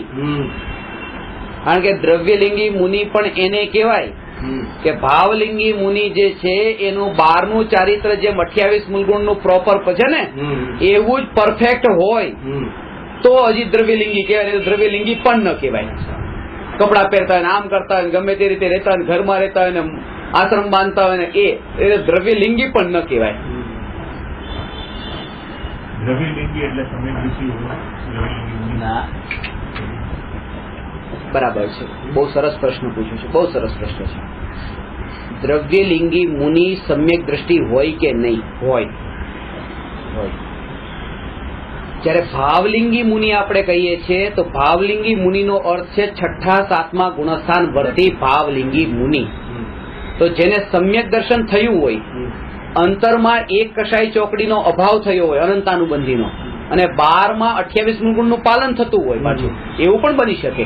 એવું નથી કે બધા એવી રીતે 12માં 28 મૂળગુણનું પાલન કરનારા હોય તો 2 જ દશા હોય કે એક તો 12માં 28 મૂળગુણનું પાલન કરે છે અને 3 કશાય ચોકડીનો અભાવ છે, એક એવા 6ઠા 7મા ગુણસ્થાન વર્તી, અને એવા કે 12માં 28 મૂળગુણનું પાલન કરે છે અને સમ્યક દ્રષ્ટિ નથી. એવા પણ એવા પણ હોય કે જેને સમ્યક દર્શન હોય, એક કશાય ચોકડીનો જ અભાવ થયો હોય તો એ 4થા ગુણસ્થાન વર્તી મુનિ, 5મા ગુણસ્થાન વર્તી પણ મુનિ હોય, પણ એને પણ દ્રવ્યલિંગી મુનિ કયા, ભાવલિંગી નહીં. હવે વિચાર કરો કે ભાવલિંગી નું મહિમા કેવી. સમ્યક દર્શન તો પામી ગયા ને, તો પછી ભાવલિંગી કેમ ન કીધા? ભાવલિંગી કેમ? એટલા માટે કારણ કે ભાવલિંગી જે છે એ ભાવલિંગી નો અર્થ એ છે કે સકલ ચારિત્રવાન. કારણ કે એ તો ગ્રહસ્થ પણ છે, નારકી પણ 4થા ગુણસ્થાનમાં હોય છે, એમાં ભાવલિંગી ક્યાં આવ્યું? એ ભાવની વાત છે ને, અંતરની. ભાવલિંગી એટલે 3 કશાય ચોકડીના અભાવ પૂર્વક વિતરાગ ભાવ જેમાં પ્રગટ થયો એ જ મુનિ ભાવલિંગી. બાકી 5મા ગુણસ્થાન સુધી પણ હોય તો એ દ્રવ્યલિંગી. પહેલી વાત. એટલે હું ખાસ એ શબ્દનો પ્રયોગ કરું છું. દ્રવ્યલિંગી મિથ્યા દ્રષ્ટિ મુનિ અનંત કાળ સુધી સંસારમાં પરિભ્રમણ કરે છે. દ્રવ્યલિંગી મુનિ નહીં, એમાં 4થા 5મા વાળા આવી જાય એમ. દ્રવ્યલિંગી મિથ્યા દ્રષ્ટિ મુનિ. મિથ્યા દ્રષ્ટિ એટલે ચોથાનો અભાવ વિના. 11 અંગનું જ્ઞાન હોય ને, 11 અંગ અને 9 પૂર્વનું જ્ઞાન છે, અને 28 મૂળગુણનું નિરતિચાર એવી રીતે જે એ ગુણ 12ની રીતે 12ની દ્રષ્ટિએ એ પાલન કરે છે. પણ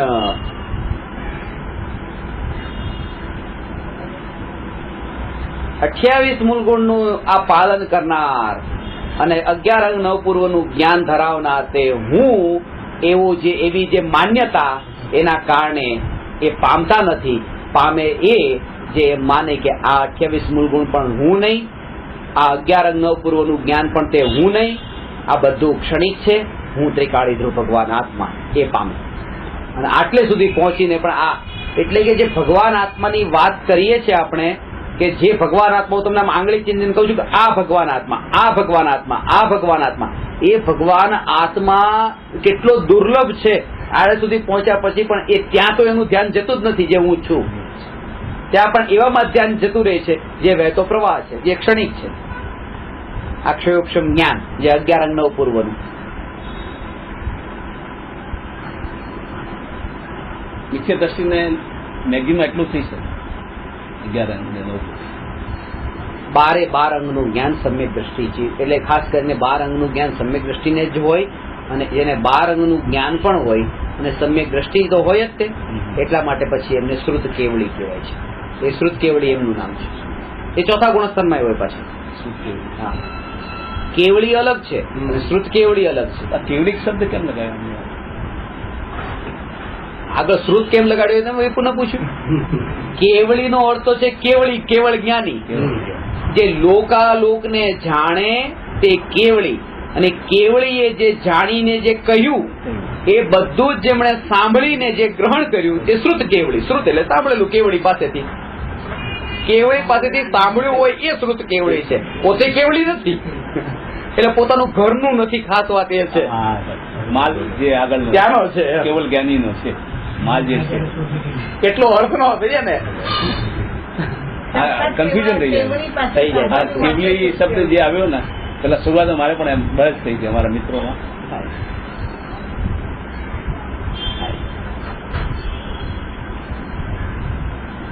શબ્દો છે ને, શબ્દોના તો અર્થ શબ્દોના ક્યાં ક્યાં ક્યાં કેવી રીતે, કયા શબ્દનો કેવી રીતે અર્થ કરવો. God is nowhere. God is nowhere. Continuous letters લખ્યા હતા, ગોડ ઇઝ નોવેર. અને બીજા એ વાંચ્યું God is now here. A W હતો એને આગળ કરી દીધું, નો ને નાવ કરી દીધું, અને વેર ને હિયર કરી દીધું. God is now here. આસમાન જમીન નો અંતર થઈ ગયો. પેલો નાસ્તિક છે, આસ્તિક છે.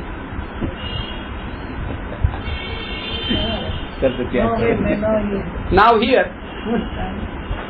શબ્દોની માયાજાળમાં પડવું, એમાં ભાવને ગ્રહણ કરીને. કારણ કે આયુષ્ય અલ્પ છે.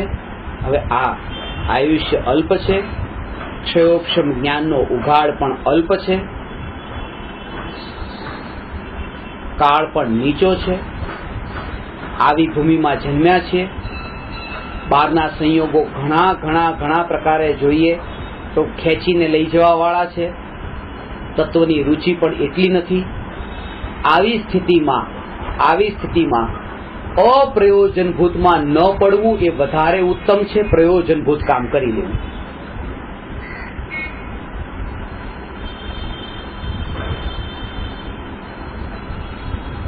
એક લોકો 1 લાખ રૂપિયા હોય ને 1 લાખ રૂપિયા તમારી પાસે છે ને 1 લાખ રૂપિયાનો શો પીસ ઘરમાં લઈ આવ્યા અને મૂકી દીધો, અને હવે કાલ શાકભાજી લાવી છે, શાકભાજીના પૈસા નથી. એ બરાબર નથી. જેની પાસે કરોડો રૂપિયા હોય ને 1 લાખ રૂપિયાનો શો પીસ ઘરમાં મૂક્યો તો ભલે મૂક્યો. એની પાસે બહુ એટલું અગાધ જ્ઞાન છે, બહુ જ્ઞાન છે. એ આવી ચર્ચામાં હજી પડે તો એને વાંધો નથી, કારણ કે છે ઘણું બધું. હવે આપણે તો જ્ઞાન જ એટલું ઓછું છે અને એ જ વાપરી નાખ્યું બધું બહેસમાં. તો હવે અંદર શું વાપરશું? શાકભાજીના ફાફા, ભોજન જ પાવ. અરે આ તો ભોજન છે જ્ઞાન. તો આ અક્ષયોક્ષમ જ્ઞાન, આ તો બધું બહારનો દેખાવ છે, શોપીસ જેવું છે.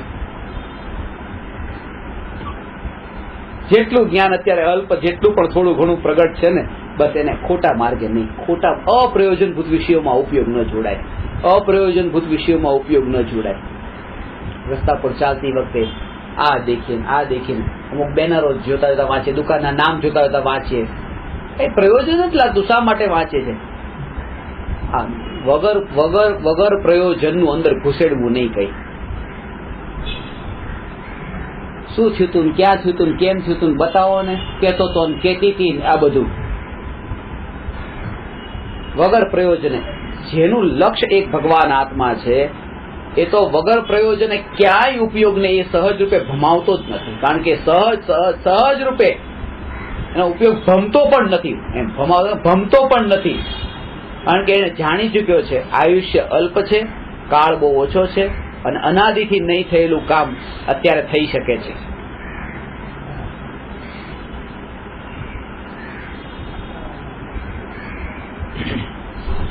અહીંયા એ વાતની જાગૃતિ રહી કે ક્રિયાકાંડનું નામ ધર્મ નથી. જો ધર્મ ક્રિયાકાંડમાં હોય તો શરીરની ક્રિયામાં ધર્મ હોય તો હું ભગવાન આત્મા તો દેહને છોડીને બીજી ગતિમાં જાય, શરીર અહીંયા જ રહી જશે તો ધર્મ પણ અહીંયા રહી જશે, શરીર બળી જશે તો ધર્મ પણ બળી જશે. જો શરીરની ક્રિયાનું નામ જ ધર્મ હોય તો ધર્મ બળી ગયો અગ્નિ સંસ્કાર આપતા જ, કેમ કે શરીર બળી ગયું. ધર્મ તો અંતરની પરિણતિનું નામ છે, અને અંતરની પરિણતિ તો 3 લોકમાં અનાદિકાળથી આજ સુધી ક્યારે પણ એક ક્ષણ માટે પણ બળી નથી, નષ્ટ થઈ નથી, નિરંતર વહી રહી છે, નિરંતર છે. ધર્મ અંદરમાં રહેલા જ્ઞાનનું નામ છે. જ્ઞાન અનાદિ અનંત છે, અનંતકાળ સુધી રહેનારું છે, એટલા માટે એ ધર્મ પણ ટકીને રહેનારો છે. ધર્મ ખાલી આ ક્રિયાનું નામ નથી. સારી સારી મીઠી મીઠી તમને વાતો બોલું, તમારી સામે વાત કરું, એનું નામ એ ધર્મ નથી.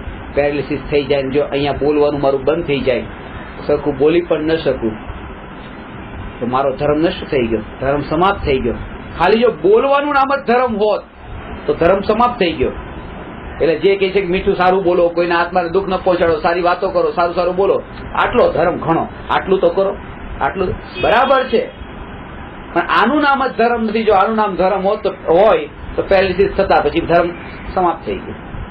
પણ પેરાલિસિસ થાય ત્યારે પણ જો પરિણતિ નિર્મળ થયેલી હોય તો ત્યાં પણ એ ધારા ચાલતી હોય છે. ભલે હાથ નથી હલતો, મોઢું નથી ખુલતું, પણ અંદરમાં જે ક્ષમતા ભાવ છે ને એ ત્યાં પણ છે, એ આત્મા સાથે વણાયેલો છે. એટલા માટે ધર્મ શરીરની ક્રિયા પલટાઈ જાય, શરીર છૂટી પણ જાય, શરીર રાખ પણ થઈ જાય, ત્યારે પણ એ ક્યારે ખબર પડે આ શરીર એક દિવસ રાખ થશે કે નહીં થાય? ભલે બીજાના દોડતા હોય મળતા બળતા, આ થશે કે નહીં થાય? કેટલા દિવસ પછી થવાનું છે? આ પણ એક રાખ થશે. આ એ રાખ થશે. એવો જીવ આત્માને નથી પામતો. જે આને રાખ જ દેખી લે છે, અત્યારે જ રાખ જેને જોઈ લીધી, અને રાખમાં ને આમાં અંતર એક ક્ષણ માટે પણ એવું ન લાગ્યું કે આ રાખ થશે, એમ નહીં. આ રાખ માત્ર રાખના ઢગલામાં એ રૂપે એને દેખે તો પછી લાવને થોડું બચાવીને રાખું, થોડું સુંદર કરું, થોડું આ કરું, થોડું શણગારું. રાખના ઢગલાને શણગારવાના જેમ વિકલ્પ નથી આવતા. અને સાક્ષાત રાખ રૂપે જયારે અત્યારે જ દેખી લે છે, રજકણ તારા રખડશે કે નહીં? રખડશે કે નહીં? ક્યારે? અત્યારે જ રખડી રહ્યા છે. રખડશે પછી નહીં. એમ લાગે અત્યારે રખડી રહ્યા છે, કારણ કે હું તો એનાથી જુદો છું ને આ કઈક રખડી રહ્યા છે, એની રીતે રખડી રહ્યા છે. આટલું જુદાપણું દેહની સાથે રહીને દેહથી જુદાપણું લાગે. મર્યા પછી તો કોઈ પણ કે આ મારું નહીં, જુદું થઈ ગયું. અરે આ જ જુદું, આ જ જુદું. મર્યા પછી તો ક્યાં અનુભવમાં આવે? પેલા જ અનુભવે તો કામ.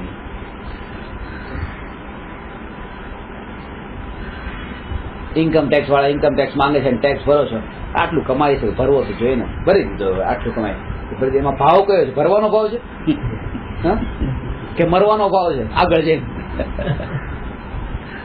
કે ભાઈ નથી, એમાં ફસાવવું નથી, ભરી દો. કયા ભાવથી?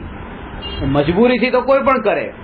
આમ જે શરીર જયારે આમ આમ છૂટતું હોય ને, કોઈ વસ્તુ હાથમાં જતી હોય, ઠીક છે, આપડી ક્યાં હતી, શું લઈને આવ્યા હતા, શું લઈને ગયા, એ તો કોઈ પણ કરે, કોઈ પણ કરે ને.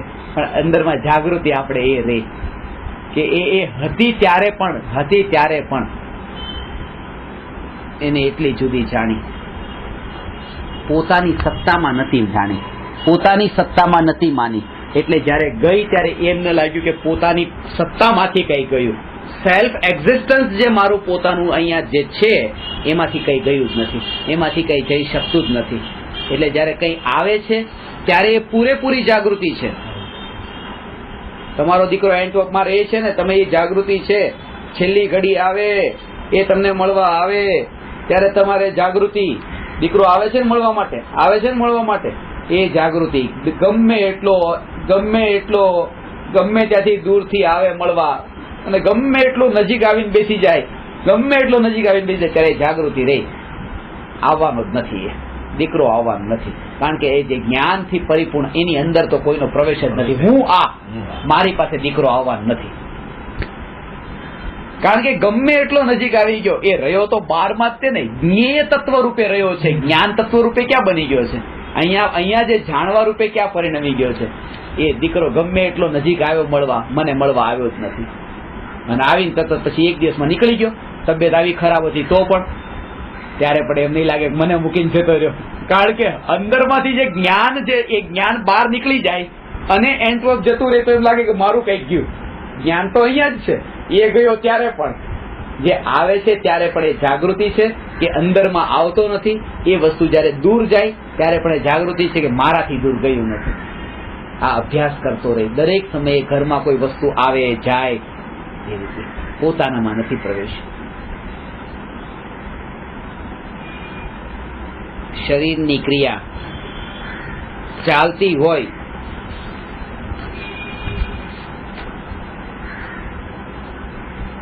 ત્યારે ઉપયોગનું જોડાણ એ શરીરની ક્રિયામાં એવું ન થાય. ઉપયોગનું જોડાણ, ઉપયોગમાં જોડાઈને રહે, શરીરની ક્રિયા સહજ થઈ જાય.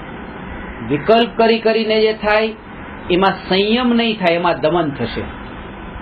આ વાતને સમજી લે કે અત્યારે કીધું મારે હવે રાત્રિ ભોજન નથી કરવું, કંદમૂળ નથી ખાવું, આમ નથી કરવું, આમ નથી કરવું, તો વિકલ્પ ચાલુ છે.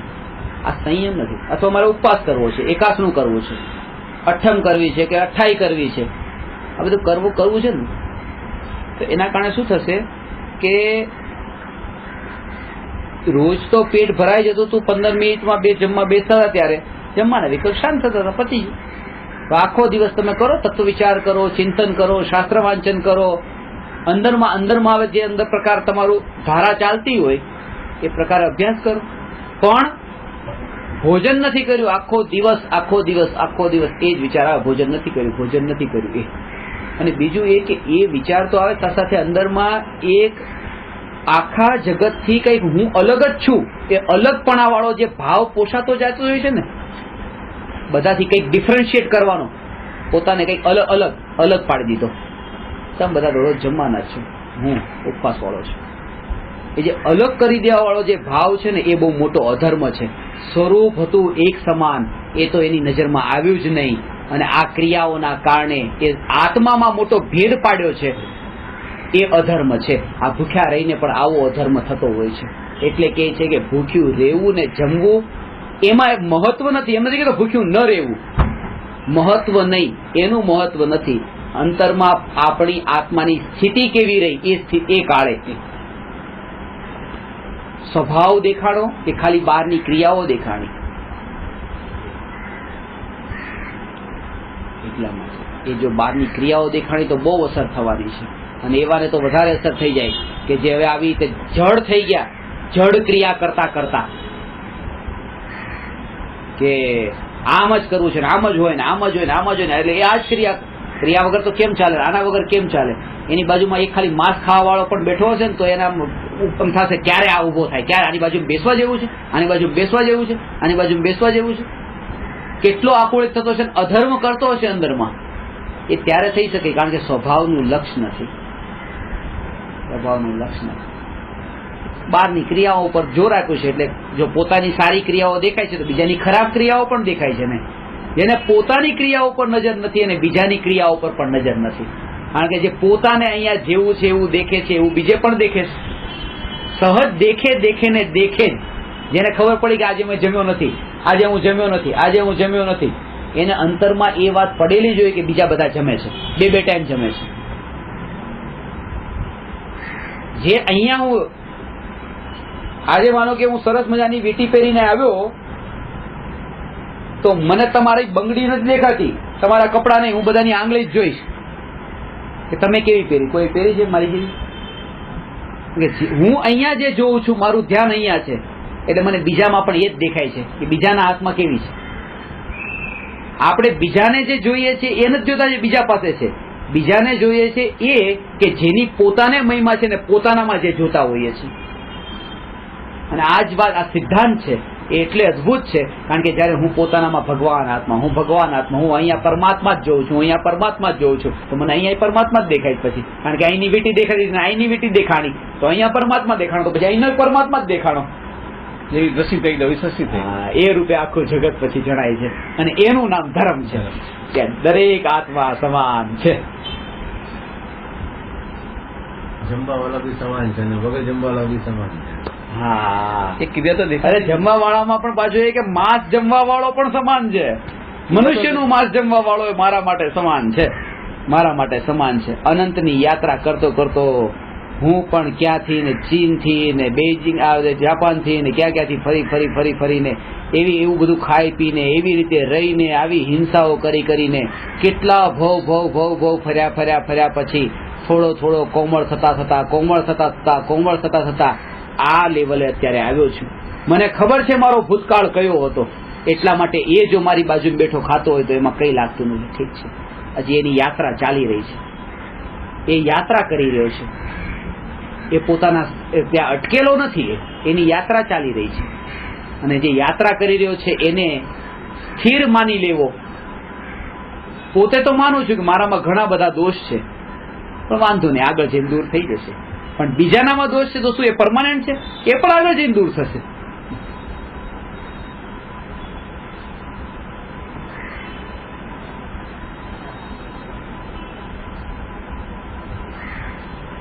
સમજાણી વાત?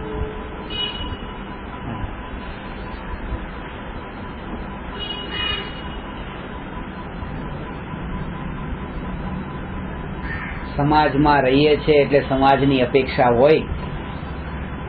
અઠ્ઠાઈ કરો તો સમાજમાં રહેતા હોય તો બધાને બોલાવા, વાત તો કરવી છે ને, ખબર સમાચાર ન આપ્યા કેવું તો જોઈએ ને, અનુબોધ ના થાય, અનુબોધ ના થાય ને, બીજાને ભાવ આવે કરવાનો,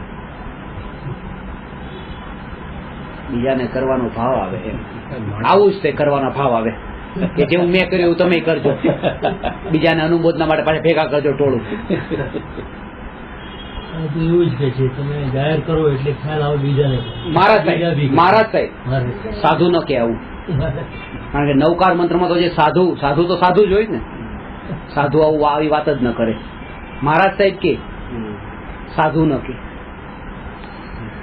નમો લોએ સવ સાહુણમ, એ જેમને નમસ્કાર કર્યા છે નમો લોએ સવ, મહારાજ સાહેબ નથી કીધું. જિંદગીમાં રૂપિયા કમાઈને આદમી પછી વિચાર કરે કે હું એવું કામ કરું કે લોકો મને યાદ કરે.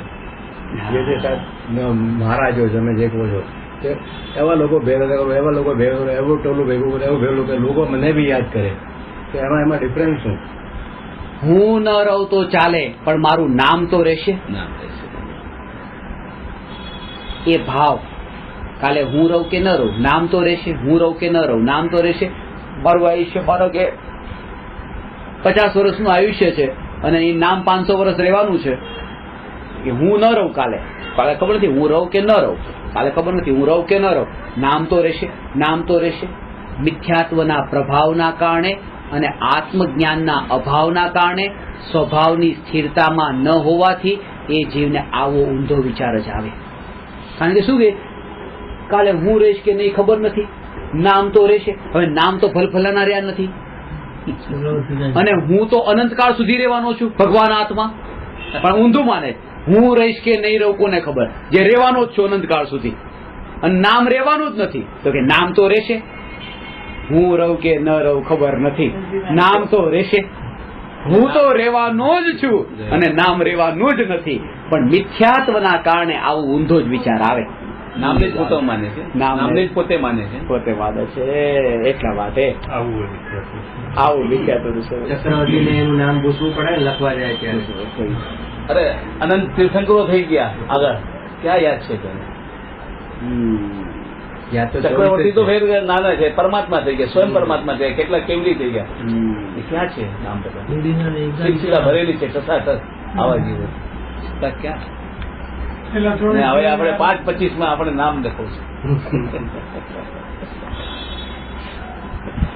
રૂપિયા ભેગા કરતા તો એ બોલો તમારું નામ લખવું છે, લાવો તમારા નામ શું છે બોલો. 100 રૂપિયા ભેગા ત્યાં પણ ડિફરન્શિએટ કરવાનો ભાવ છે કે બધાથી હું કંઈક જુદો, નામથી જુદો. ખાલી એમ કહું ને કે એક શુદ્ધ આત્મા તરફથી આ એક વસ્તુ મને મળી છે. ડિફરન્શિએટ ન થયો ને બધાથી, બધા શુદ્ધાત્મા તો બધા જ છે. રમેશ કો રમેશ તરફથી, પણ રમેશ એ કેટલા? રમેશ મહેતા કયો? રમેશ મહેતા ક્યાં? મુંબઈ વાળા પાછા. મુંબઈમાં કેટલાય રમેશ મહેતા હશે ભાઈ.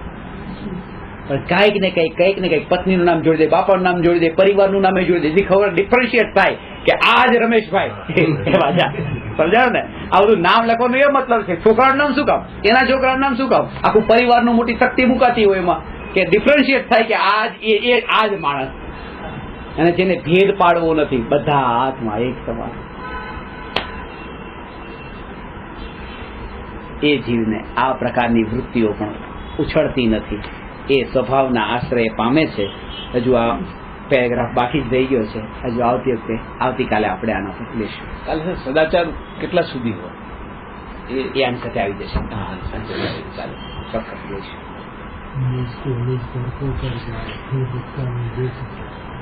નમો અરહંતાણં, નમો સિદ્ધાણં, નમો આયર્યાણં, નમો ઉવજ્જાયાણં, નમો લોય સર્વસાનં.